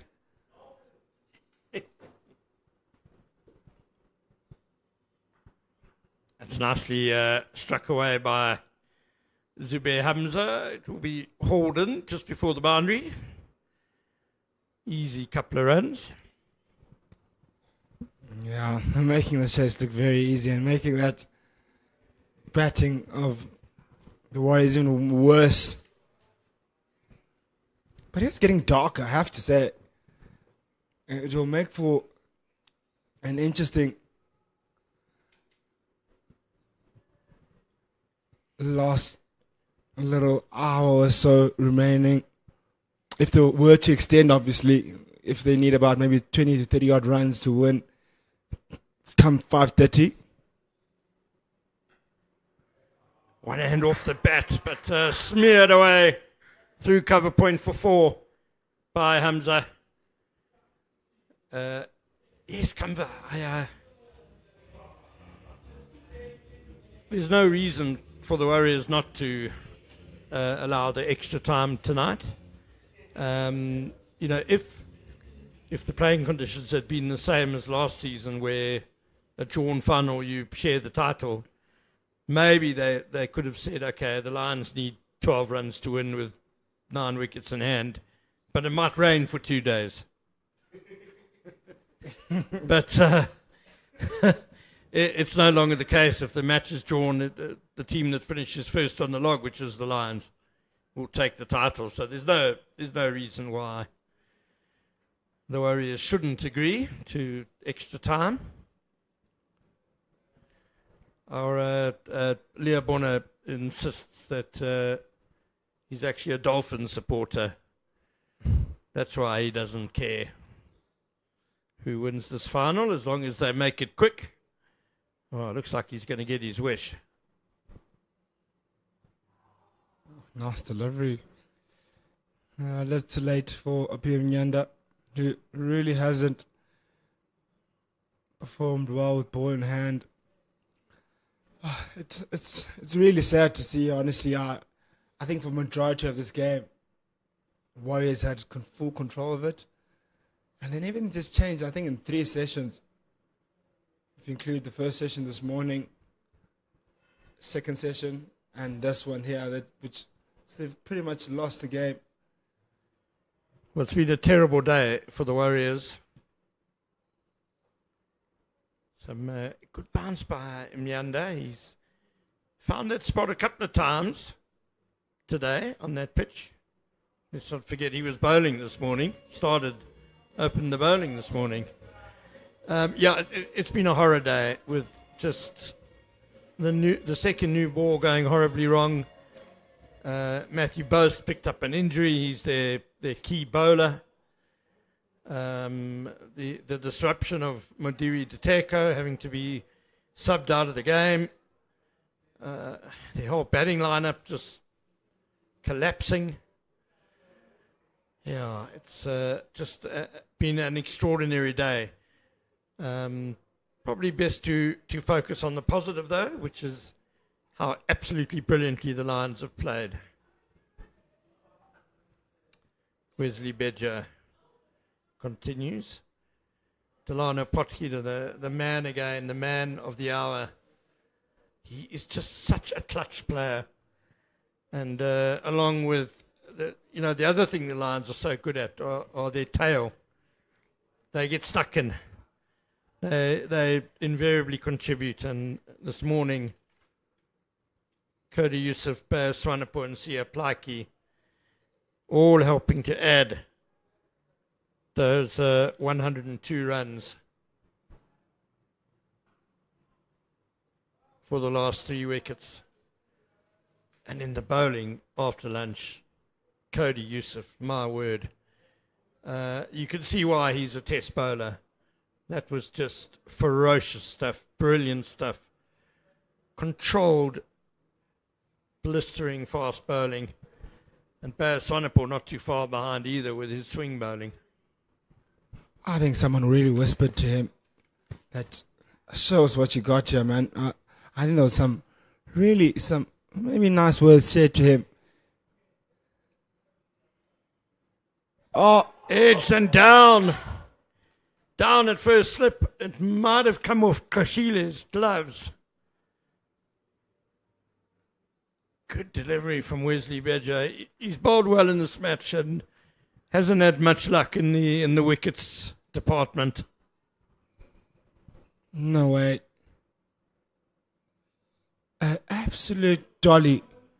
Goes down. Who's there? Second slip.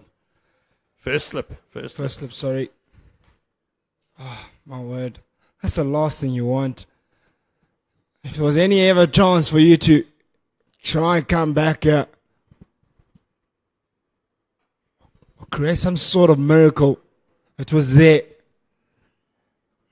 25 for 2, 81 more runs to win. Yeah, there was that. It's De Villiers. Matthew De Villiers. He was probably switched off. Well, we saw Vian Mulder put down something similar in the slips earlier today. Also seemed to come to him quite slowly, and that one also didn't hurry to him. Oh, goodness. The Warriors' day just gets worse. And then, always, you get the boundary straight away. Salt in the wounds. That's exactly what happened actually when Rimmel dropped the catch. It happens every time, Trevor, I promise you.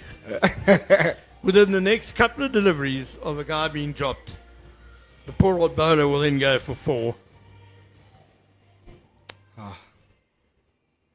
Nice. Not nice visuals at all.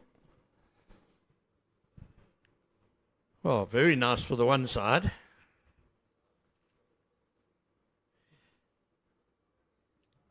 Just to confirm, will there be a whole trophy presentation that will take place?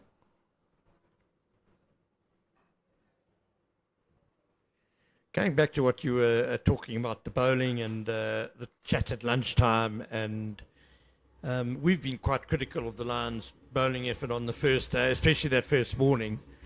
Well, I can tell you the DP World Lions players are their own harshest critics. The bowling group and Alan Donald and Garnet Kruger.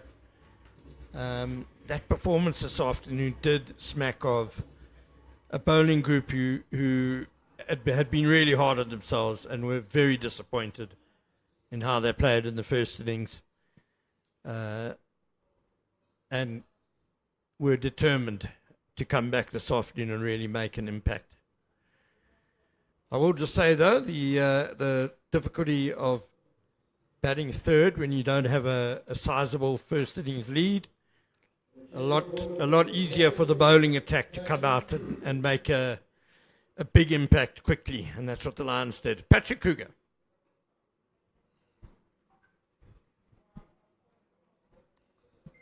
Yeah, not having a first innings lead and to be able to be forced now to kind of make the play, because I think it does kind of change your mind frame when you have a first inning lead of maybe, we spoke about 80 odd would have been a good one, or 70, something just to have as an insurance kind of policy for you to go in there and maybe bat a little bit slightly more freely, and to only have 11 at the end of it. Starting with 112, it really then kind of dejects you. You know, you have to now start from afresh, put a total out there, set a total. Having an 80-run lead, or you can now start maybe bat a bit slower, take a bit more of your time, kind of slow down the rate and respect a lot more deliveries. But take nothing away from the bowling performance of the Lions. So they didn't allow them to let anything go. Made him play almost everything. No ball called. I think also having such a disappointing morning session, and one in which they had the second new ball early on to try and wrap up the innings, I think mentally the Warriors took a blow as well. I think it took the wind out of their sails a bit. And all the momentum was with the Lions when they came out after lunch.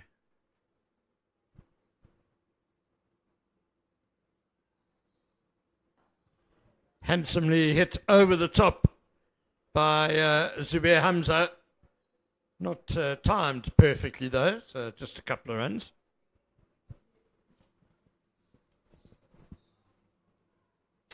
I just chipped it up in the air. When you initially came out of the bat, you thought, it's going for 4. Didn't really come out nice.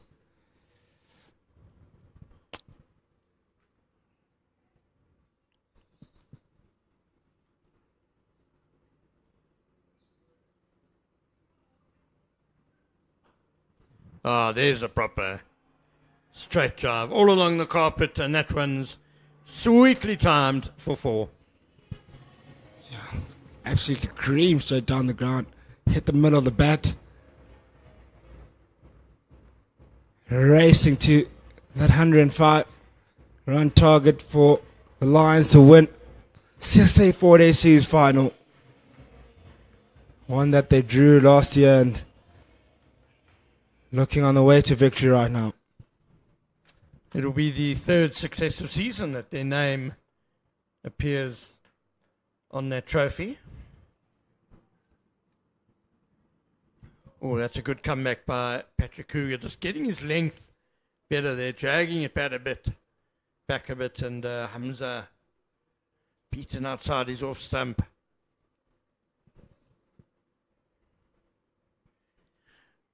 The Lions last year had to share the trophy with the Titans. The season before that, they beat Western Province here in a real humding of a final. There's the lovely straight drive for 4 again by Zubair Hamza. Oh, magnificent, beautiful hands to get that in the gap, coming through the stroke. Lovely Zubair Hamza to end the over with his 2nd boundary. Lovely way to end the over and lovely way to end my day.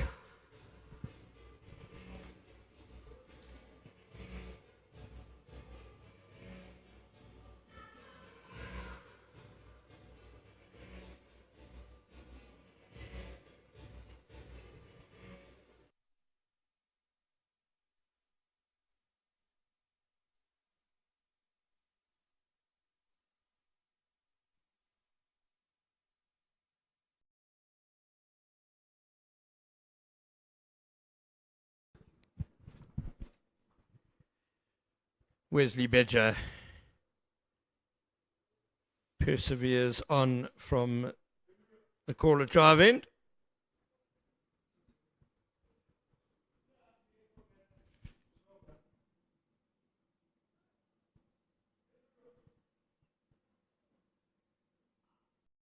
So just 66 more runs needed to win. Just under an hour's play left available. Technically 23 overs left in the day, so we're not going to get 23.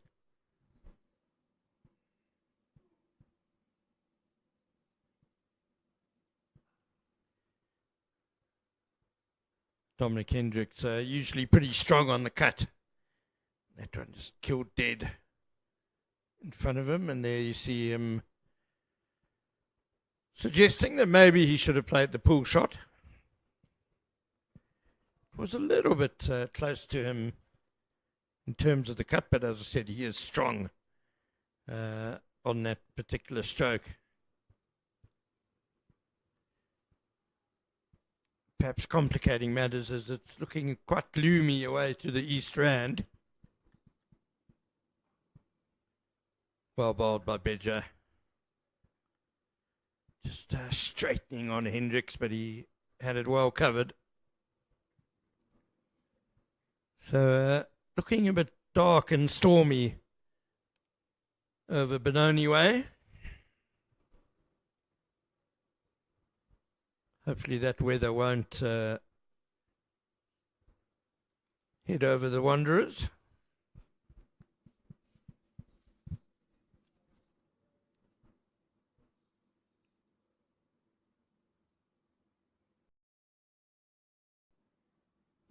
or squared up properly that time. Dominic Hendricks, there was a hint of it the previous delivery. That one beat him all ends up. A really good ball by Wesley Bedger, who's really tried hard with the ball. He's come in, he's hit the deck hard. That is an outstanding delivery.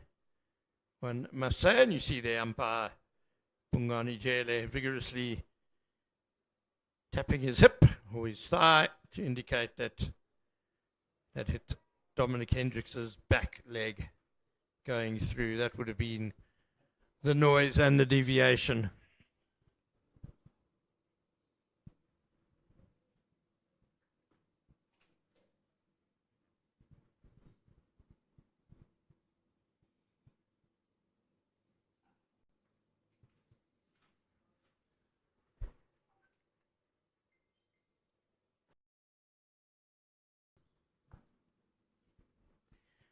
So we welcome back Pendula Magabani.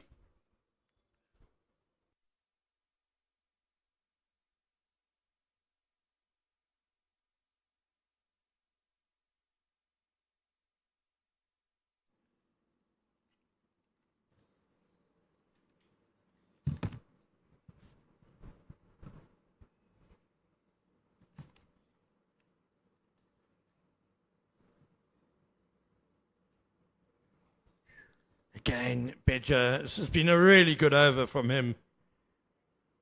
And Hendricks will steal a run off the last ball, just squeezing it out into the gully region. 41 for 1 after 9 overs. And there are 65 runs left to win. Pendulo, it seems pretty certain that the DP World Lions are going to win this match. If it were up to you, player of the match, we'll give you some time to mull over that one. Probably on to you after the over, Ken. It requires a lot of thought because Matthew Post made it happen for them, but also Jordan Herman made it happen at the top to give them the impetus. JP King gave them stability. Cody Youssef ripped them apart. So many options. It's been a really good game of cricket. It's just that third innings really lacked.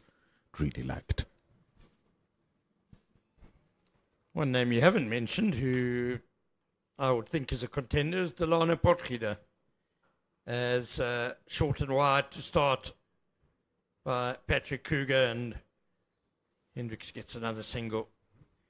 Delano Potgieter, 88 not out in that Lions' first innings, came in when they were in desperate trouble, 102 for 5. And with the help of the tail, got them to 295, just 10 runs behind. You know what, Ken? Not the worst shout. Because it was because of him, genuinely, it was because of him that the Lions got those 90 runs at the early morning. Hit away very hard down the ground by Zubair Hamza. And 4 more runs. He generally looks so elegant as to Zubair Hamza, but there was a touch of brutality in that stroke. He really bashed it. Over the top as well. There was never a threat of the ball being caught. Placed it to perfection.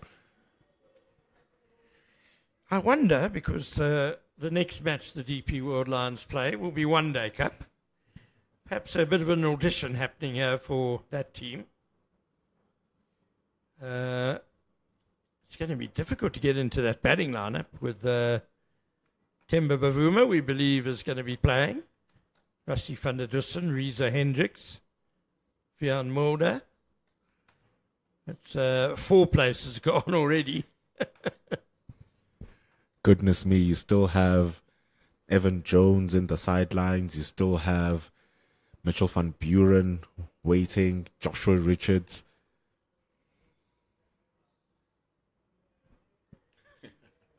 I can only think that Zubair Hamza's trying to get in some one-day cup practice. Yeah, he might be an option to open the batting, actually.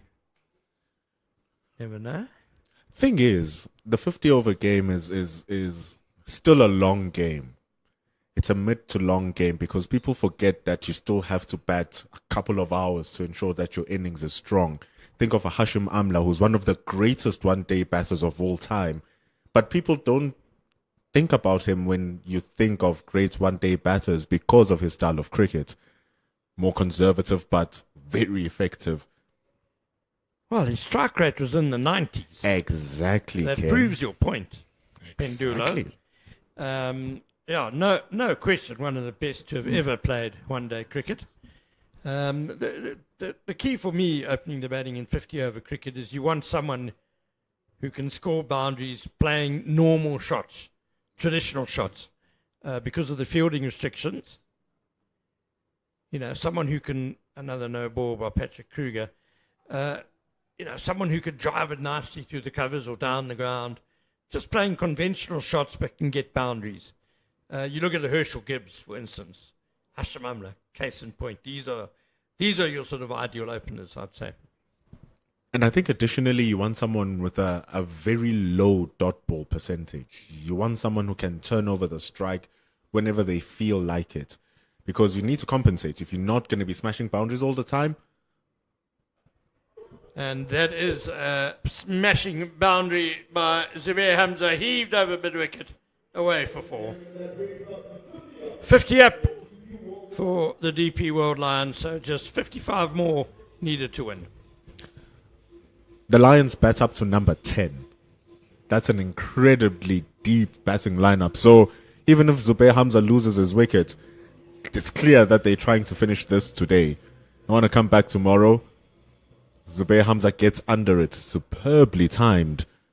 Love the fact that in the way that he plays, he can still spread his hands and make that shot look good and work.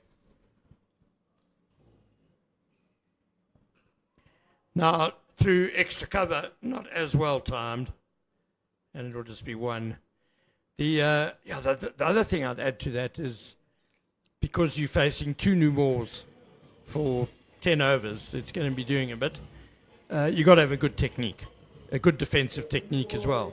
So that's why, I think guys who open the batting or bat number 3 normally in first-class cricket are a good way to go. But then you look at the current team right now. How it's been a really long time where the top 3 is as solid as they are. You think of Quinton de Kock, Aidan Markram and Ryan Rickleton, and you wonder, who of those do you switch around? Who of those do you work? And then you bring in Temba Bavuma at number 4 in the 50 over game and the test game. Ooh. Yeah.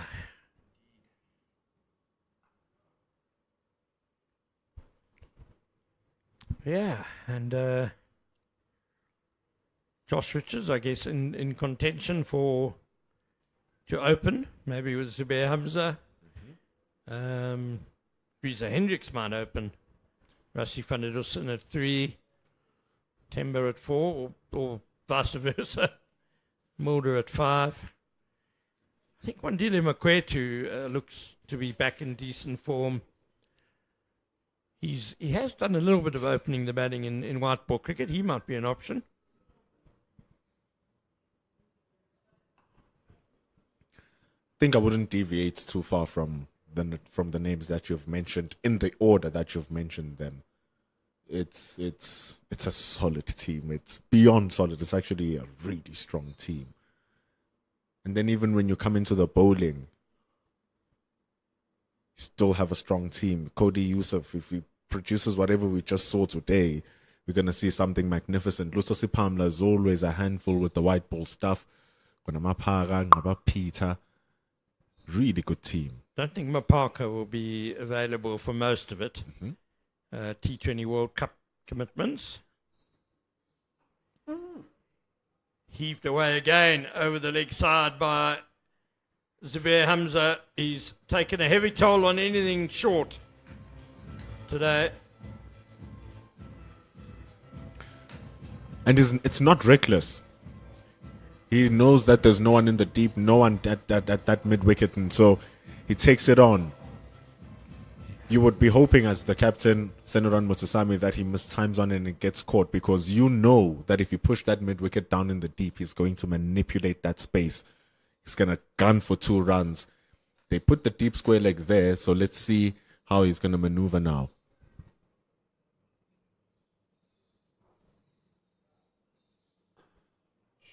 Lovely drive and lots of work to be done by Matthew Beertka.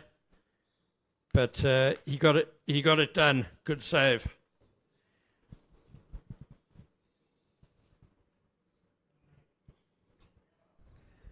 Just to go back to our player of the match conversation.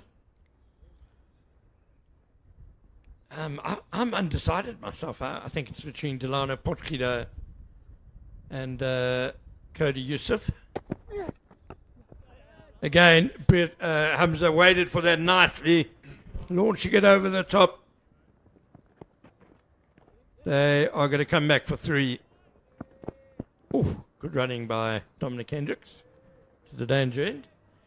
Yeah, so it was Delano Potgieter who brought the Lions back into the game, put them on level terms, and Cody Yusuf who really rammed home the advantage with that spectacular spell of 5 for 34 in 10 overs. So I guess it depends which one of those 2 you think is more important. That is not my decision.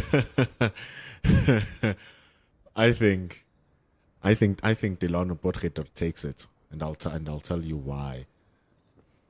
It just slipped my mind because there was a better bat, there was a better ball, but his combination of both was really good for the Lions, because his 3 wickets in the first innings, first and foremost, were really crucial to start breaking apart. Took the wickets of Matthew Bretsky, wicket of Kreshile, and the wicket of Patrick Kruger. And then when he came into bat, it's not the fact that he got the 88, and that he didn't lose his wicket for that 88, or that he batted for 180 deliveries. I think it's the way he marshaled his partnership alongside Cody Yusuf, alongside Bayer Swanepoel, and lastly, most importantly, against Siyaplaki. He played that partnership, that final partnership, to absolute perfection. And so you look at it now, and those 29 runs that he scored by himself for that final partnership over 45 minutes, he was the difference maker for the Lions. Broke the middle order in the first innings and got them over that 290 mark. I think that's a good shout. I'm now going to play devil's advocate and oh no, see your 3 wickets for Potgieter in the first innings and raise you Cody Yusuf's 25 runs batting in 42-run partnership with Delano Potgieter. Crucial stand. We'll leave you to mull over that during the drinks break. We'll be back in a couple of minutes.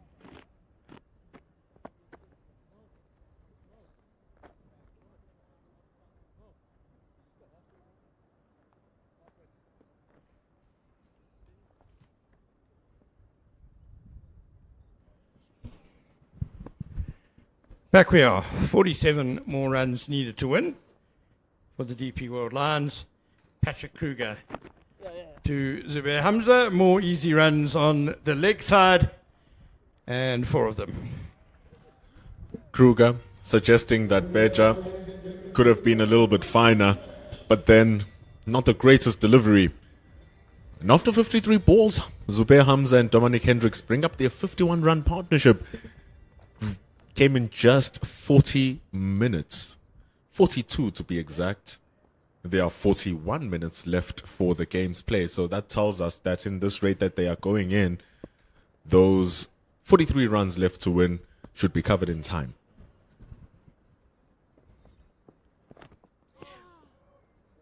And just 53 balls for that 50 partnership. So going at just about a run a ball, these 2.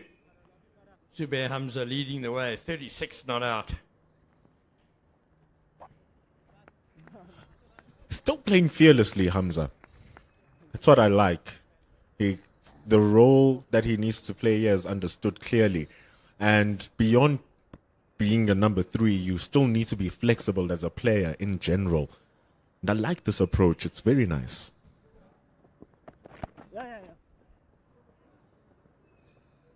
42 to win for the 4-day title. The CSA 4-day series crown looks to be remaining at the DP World Wanderers Stadium, barring a miracle. 9 wickets in hand, 42 to win.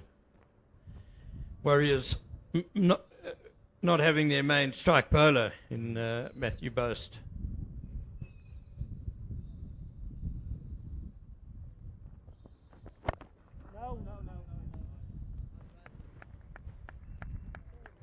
It really helps then that the Lions had different bowlers firing.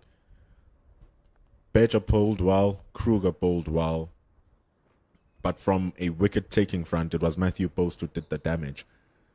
And then in the first innings, we saw Vian Molden, Delano Borgeter. Then in the second innings, we saw Bayer Swanepoel and Cody Youssef. So 4 bowlers all raising their hands. And here, you needed a Gideon Peters, you needed a Kruger to really raise their hands. Edged and taken at first slip. Just Dom Hendricks sparring at that one a bit. Well, the skipper would have wanted to have been there when the winning runs were hit. But he's not, unfortunately, gone for 19 of 34 deliveries with 3 fours. Was dropped earlier on from the bowling of Wesley Beja. Couldn't continue from that. Nice ball from Patrick Kruger.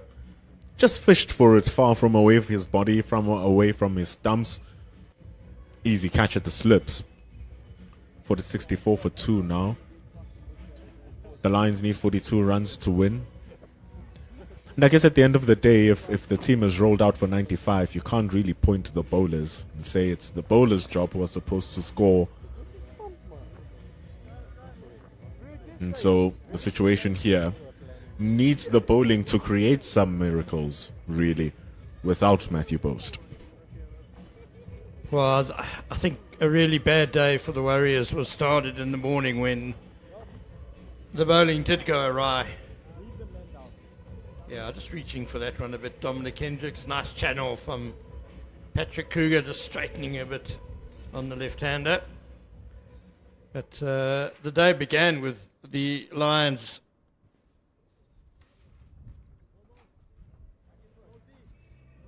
$193 for 7. In that situation, with the new ball 7 overs away, you're looking for a quick kill. You definitely are. And that would have given the Warriors a lead of around 100. Makes a massive difference in the game. And unfortunately, the bowling this morning just not up to the mark. And now it's too late for the bowlers to claw it back, I'm afraid. Even the middle order that misfired in the previous game couldn't redeem themselves in the second innings. Can Makwetu redeem himself now? Hold the fort alongside Zubair Hamza and ensure that the Lions make it over the line without any more damage. Scored a good 89 last week. Can he replicate it and at least finish without having lost his wicket? 65 for the loss of 2 after 12. That was a quite dazzling innings, actually, by Wandile Makwetu last week, which is why I suggested he might come into the picture for the One Day Cup. If he bats like he did then, he'll certainly be an asset.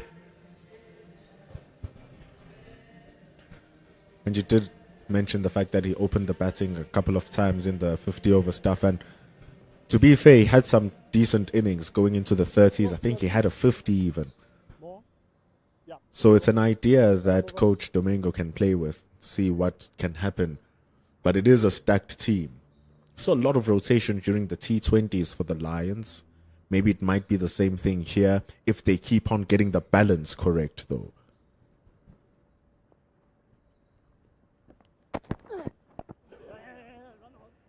That's quite possibly going to be more than one. No, settle for just the one, as there was some speedy chasing done by Jordan Herman. Yeah, I think the Lions were really unsettled in the T20 Challenge, which definitely contributed to their poor display there. Lots of players away with the national teams, a couple of injuries.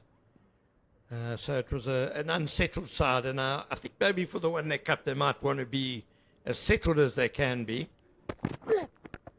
Too short and pulled away powerfully. Lovely stroke by Zubair Hamza all the way for 6. That's a very emphatic blow. A player of high quality doesn't allow themselves to have too many failures in a row. 6 runs in the previous innings, Zubair Hamza is paying all of those back here. Strong strike. Wonderful balance. The ball wasn't that straight. He just had so much control over it. He picked it up early, set himself. He knew what he wanted to do, and he did it expertly. Waited nicely for it. Oh, what quality batting by Zubair Hamza. Played that late, and then just the excellent wrists. Steering it through cover point. Sweet, sweet timing. Away for 4. You're right, Pendulo. He failed in the first innings, not just because he only scored 6, but also he got out in a rather soft fashion to the pull shot. Funnily enough, he tried to pull Patrick Kruger from well outside off stump and was caught a bit on. So I think he's been very determined today to get a decent score and also to play the pull shot particularly well. That's going to be 4 more. Glorious batting by Zubair Hamza. He's picking the gaps now, and that's his 50. Back-to-back boundaries, run in front of square on the offside, and then the next one just picking the gap between gully and backward point. It's really feisty batting from Zubair Hamza. He came out with true intent. He's been smashing the ball all around, and then for the last 2 boundaries, played them with so much finesse. Cover drive through the boundary, and then that. Just a deft touch through backward point. 33 deliveries to bring up his half century. Talk about auditioning, Ken. Well, I think it's possibly about the time when the director goes, right, thank you very much. We'll give you a call. We've seen enough. Yeah, I do think One Day Cup. Zubair Hamza doesn't really play T20, but for One Day Cup, as you said, there's certainly a place for this sort of batter. And yeah, you'll take 50 or 33 balls from your opener any day of the week. Look, admittedly, the competitive edge is gone from the Warriors. They've had a really demoralising day. This one's through the covers as well by Wandile Makwetu. The boundaries are coming in torrents. Just 21 runs needed to win now. The bowlers only got to rest for less than 25 overs because you consider that they also had to come out to bat. Wesley Beja is now in his 31st match over. So he's going on his last wheels here. Doesn't help that the team is not having great body language. It doesn't help that the numbers are like this. Again, we ask ourselves, why is Gideon Peters not bowling? It almost feels like Wesley Beja is being punished for the 2 shots he played batting, which are rather poor, must be said, in terms of the match situation. Well, he's got some respite now. It's Patrick Kruger to bowl. Kruger's gone for 28 in his 3 overs. Beja 43 off 7. Everyone is taking a beating right now.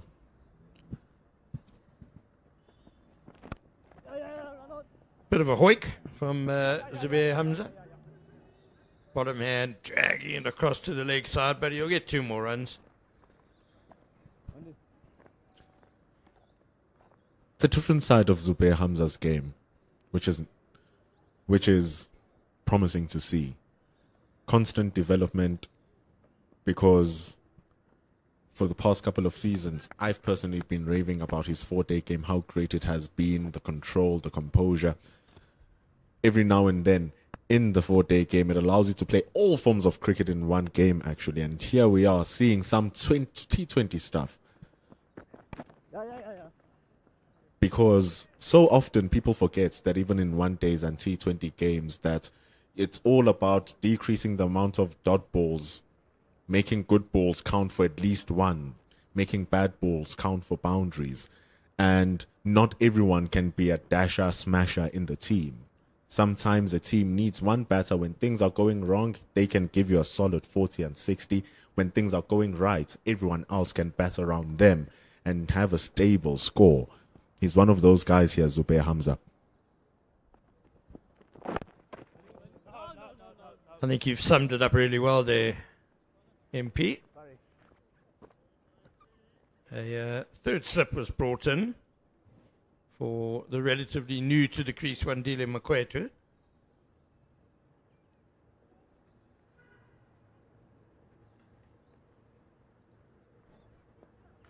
Just 18 runs now. 18 runs to win. Mammoth task if the Warriors still imagine a victory from here. Needs a strong imagination.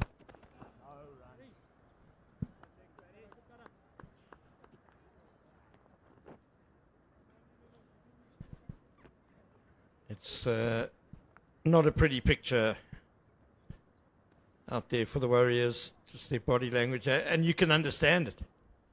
The day started with them feeling like they were in control of this game, and they would have been hoping today that they would have put themselves in a position to have one hand on the trophy. It's all just fallen to pieces. And credit to the Lions, yeah, they really are a side that they seem to have an extra gear to find. And when they find that extra gear, and it's often when their backs are against the wall, they really are an outstanding outfit. They really are tough to play against. And a little bit reminiscent of the old Mean Machine that used to play here at the Wanderers and was so difficult to beat.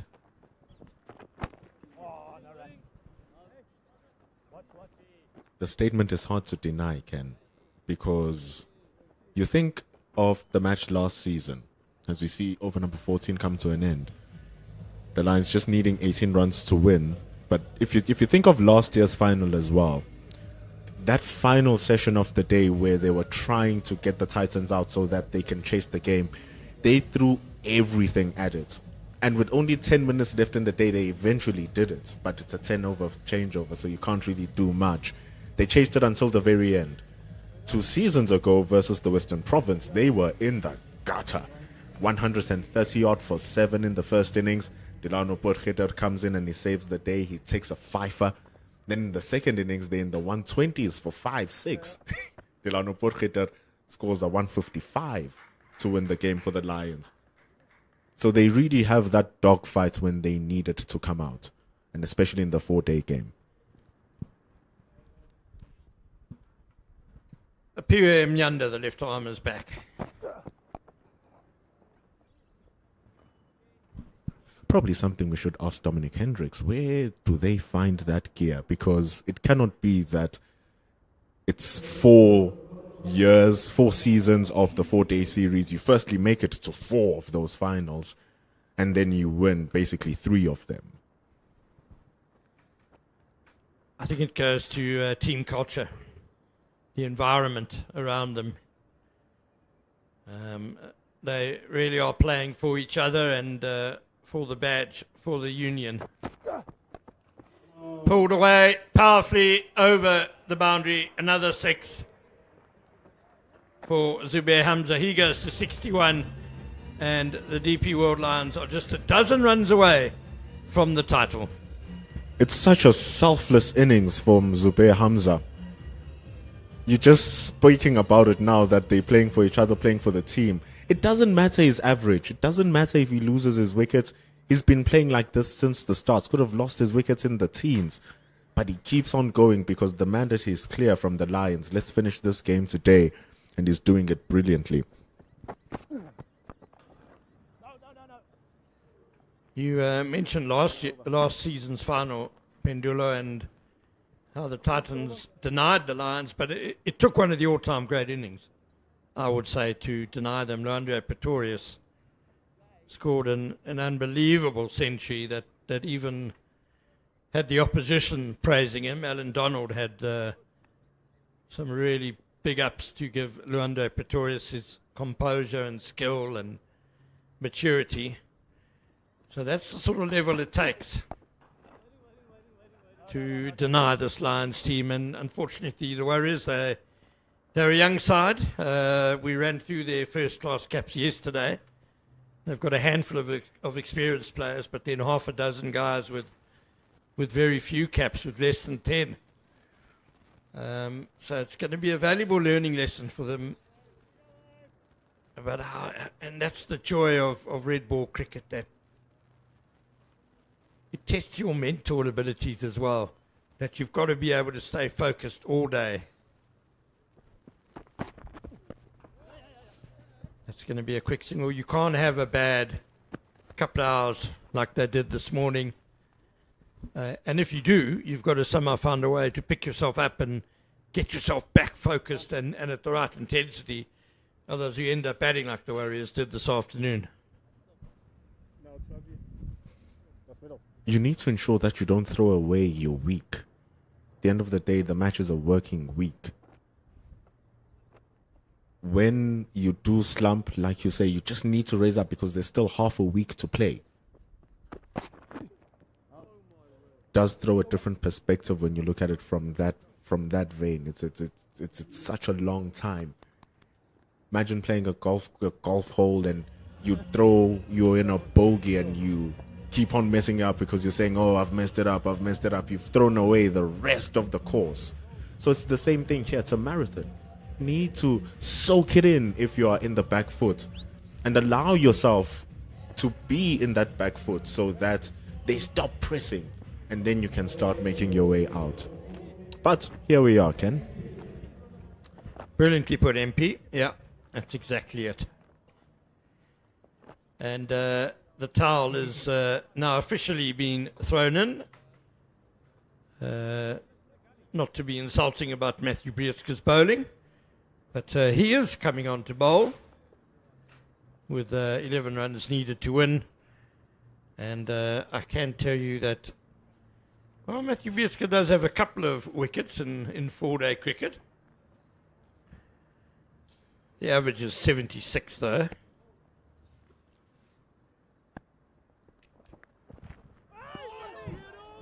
Oh, he started all right.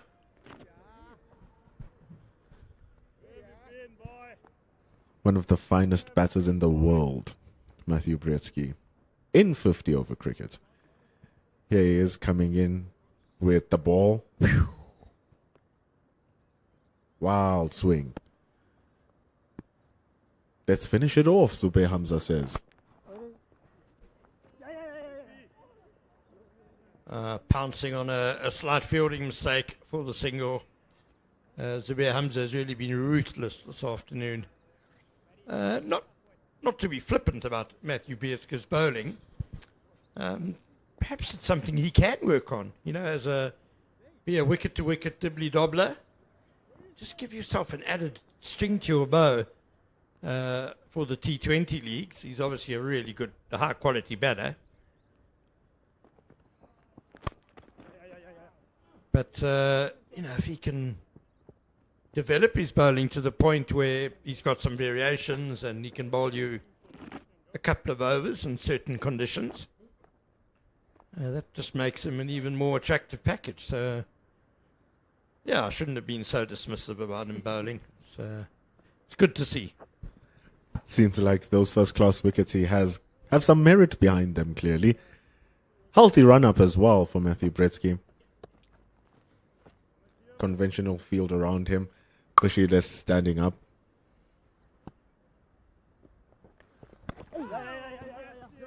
Good areas.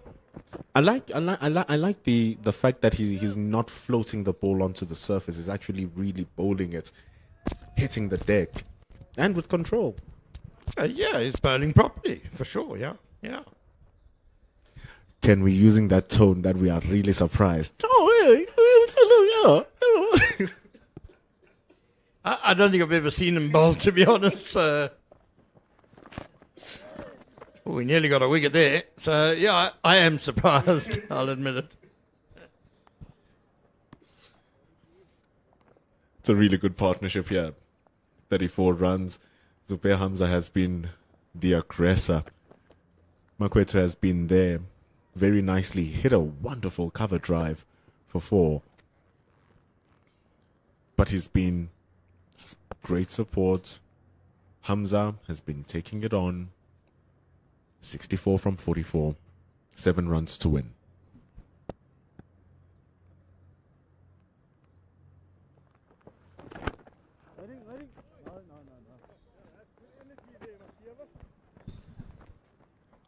Well, that's a very tidy over by Matthew Brieska. 4 runs off it, but he bowled a very tidy line. Decent length. At least one of those runs was an edged stroke, went behind the wicket. Well, hopefully we get to see Matthew Brieska again with another over.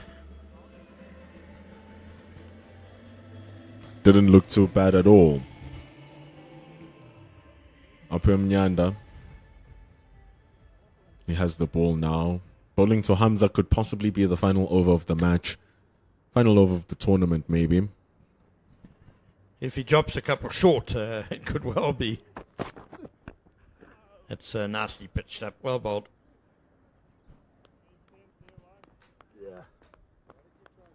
But ebbs and flows of the game of first-class cricket truly can never be matched by any form of the game. Day 1, we almost seems as if we had everything. 1 point, the Lions, did they make the correct call? The next thing, did they bowl the right lines? All of a sudden, whoa, where did this come from? What's happening to the Warriors collapsing?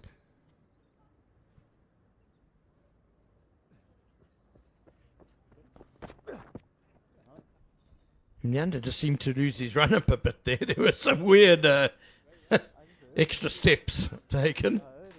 Yeah, I feel sorry for Piram Nyanda because he's a very talented bowler. He's definitely got something. He's just had no rhythm in this match. He's just been at odds with himself. And he's tried really hard to correct it. Tried really hard to contribute. And, well, he got a vital wicket just before the second new ball, we thought, this morning. Pulled away, just the single. Piram Nyanda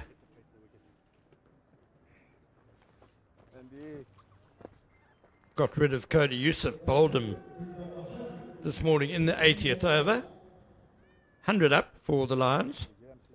And we thought then that that was the opening, with the new ball coming on the next over for the Warriors to go bang bang, wrap up the innings and have a lead of around 100. But they dropped the ball, unfortunately, after that.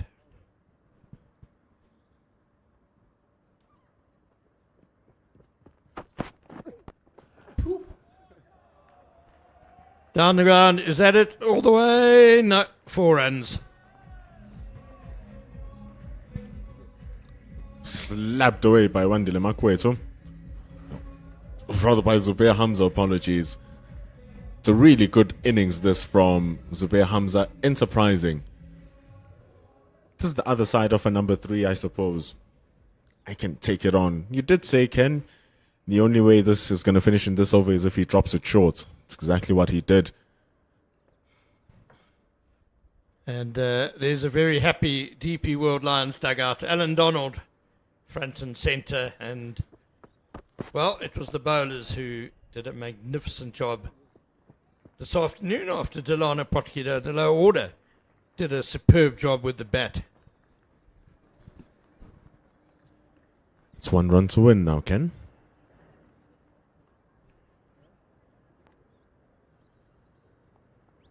It's not often that you see Hashim Amla take centre stage. But the DP World Lions have batted superbly this season. Hashim will be in the change room somewhere. And of course the head coach, Russell Domingo, what an inspirational leader he's been of this Lions outfit. Heaved away over the leg side. Wandile Makwetu raises his arms in triumph. And it's gone for 6. What a way to end. What a way to claim the CSA 4-day series title. Another stirring victory by this DP World Lions side. It's a never say die team. Just when you think you've got them on the floor, they rise. They have remarkable mental resilience and great skill. And you could see Zubair Hamza delighted as well, punching his bat. And one can only feel for the Warriors, who have had a deeply disappointing day. Here's how it ends. P.M. Yanda dropping short again, unfortunately, and Wandile Makwetu knew the moment he'd hit it that that was going to be the end of the match. 110 for 2, the DP World Lions end on, and they've got there in just 17 overs. So that's a rate of better than 6 runs an over. Done it in style, the DP World Lions. And there's a not so happy Warriors dugout. Well, they'll be reflecting on what might have been. There's the match situation. That's pretty much the bare bones of it, because this match had some amazing ebbs and flows. The Warriors 305 all out, having been sent into bat, and JP King a wonderful 123, but he really marshalled the lower order, because up front, the name that's not there, Jordan Herman, a brilliant 110 off just 133 balls, and that gave Warriors control of the game. They were dominant. They were 179 for 1. And then Vian Mulder with 3 wickets, Delano Potki to 3 wickets. They worked their way through the middle order before JP King and Wesley Bedger added 55 for the 9th wicket. And then the Lions came into bat on the second morning, and we're in desperate trouble. 102 for 5. Matthew Boast was absolutely outstanding, the leading wicket taker in the competition, and he brought that form to the final. But from 102 for 5, that's when Delano Potgieter came in. A brilliant 88 not out by him. And he had great support from Bjorn Fortuin, Cody Youssef, Bear Swanepoel and Sia Plaki, as they got to within 10 runs of that Warriors total. And that just seemed to knock the stuffing out of the visitors, because really dreadful afternoon for them. 95 all out inside 30 overs. Cody Youssef was absolutely outstanding. Fire, aggression, pace, and he was also moving the ball around. 5 for 34 in 10 overs for him.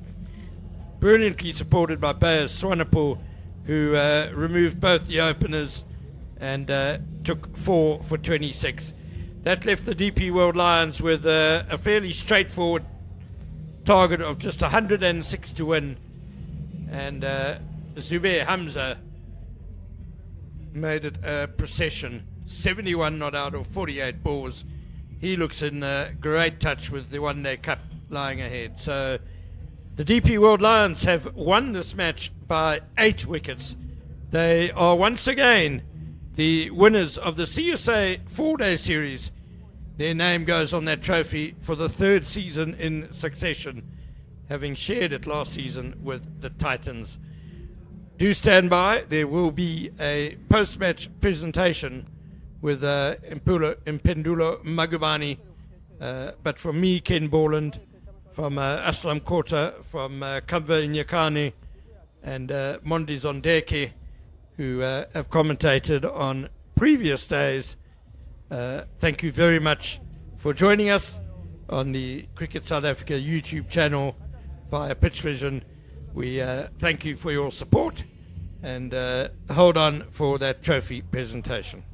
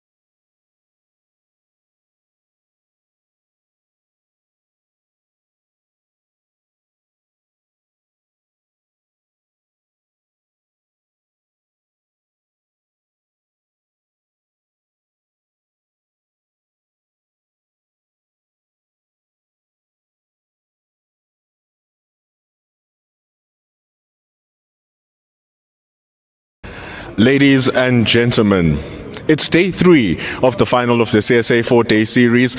We don't call it moving day for nothing, but today, day 3 didn't move, it sprinted right up until the end of the match. And the DP World Lions come out as victors in their home ground for the 3rd time in 4 seasons. It's an absolutely ridiculous record, and they are able to retain their trophy. And with that, we start our post-match presentation, firstly with the player of the match who comes from the winning side. His performances, some you will see under the shadows, but the one that counted the most is the best one. Firstly, with 2 wickets in the first innings and a grinding partnership alongside Delano Potgieter for 25 runs. But what he did, taking 5 wickets for just 34 to rip apart the Warriors and set up a minuscule target for the Lions. To the man of the match with 7 wickets and 25 runs, Cody Yusuf.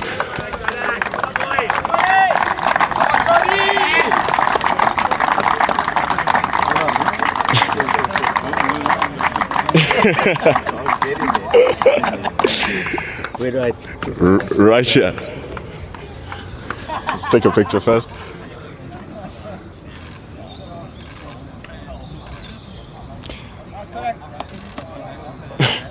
Cody, what a performance. Speak us through about that first innings. Started off a little bit slow, but then you guys captured. Talk to us about how your game went for you.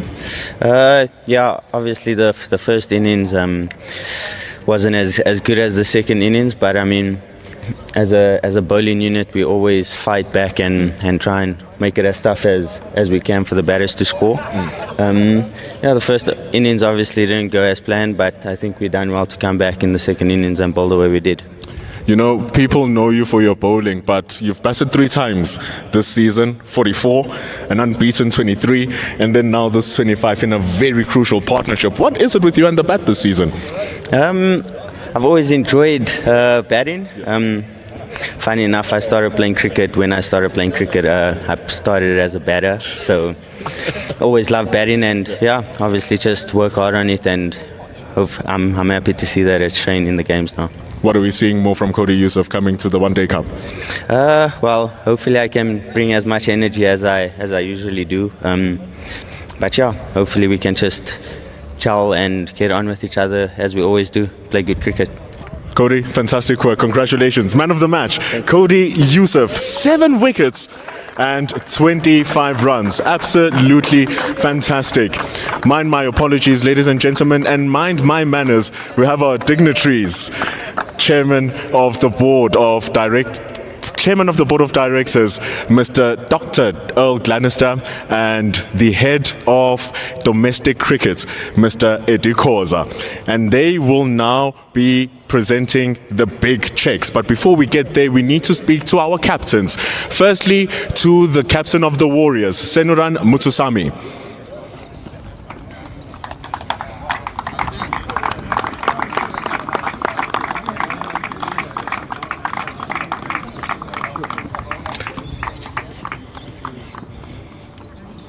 Come closer. Yeah, okay.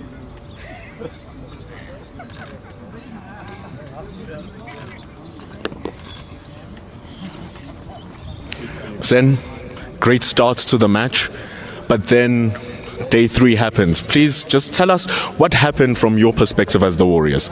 Yeah, I think overnight we're in a really good position. Being 2 bowlers down wasn't easy. I think we bowled really well and we set it up quite well. Just obviously credit to the Lions boys this morning. They managed to really eat into that deficit and became a level game. That being said, I don't think we batted very well in the afternoon session. I think the wicket obviously quickened up as we'd expected, but we probably were found wanting a little bit, and 105 is not enough in the last innings. Big blow losing Matthew. But besides that, let's look at his season. Top leading wicket taker. He bowled like an absolute superstar here today. How do you then look at that as a team, especially him being a new acquisition? Yeah, it's been phenomenal. It's his first full season in franchise cricket, and hats off to him. He's really stepped up and spearheaded the attack for us. There's a lot of youngsters in our team, a lot of guys that haven't even played 20 first-class games yet. So it's fantastic that they've put in the season that they've done, and to get into the final was an awesome effort. And yeah, huge credit to the boys and to the staff. But yeah, well done to the Lions boys. That was an awesome game from them, and a great season again. You guys will be playing the opener with the Dolphins coming into the One Day Cup. You've already won a white ball tournament. What is the expectation from the Dafabet Warriors? Yeah, I think we've played really good cricket this season, so it'll be to just keep following those processes and to keep learning and growing. There's a lot of exciting talent in the region and in the squad. So yeah, we're up for that challenge. We'll have a few days to freshen up and ready to go again. Thank you so much, Sen. Unlucky for today, but good job for the rest of the season and all of the best. Ladies and gentlemen, Warriors captain Seniran Mutsusami. And finally, the winning captain. We've done this a couple of times now, and he's stood here for a couple of times. Dominic Hendricks for the DP World Lions.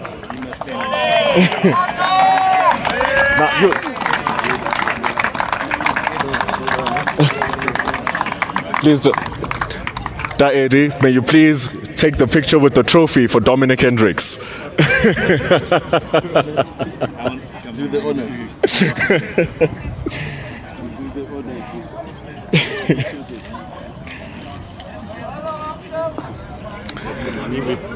Dominic, let's just stand closer to that and show our trophy, your trophy, for the third time now. I'm much more happy to see you here. Last year it was a little bit somber. Now you are brimming with smiles. How does it feel to close off the game in the fashion that you did? Look, I'm just really happy. I'm still trying to process what happened today. Yeah, the boys are phenomenal today.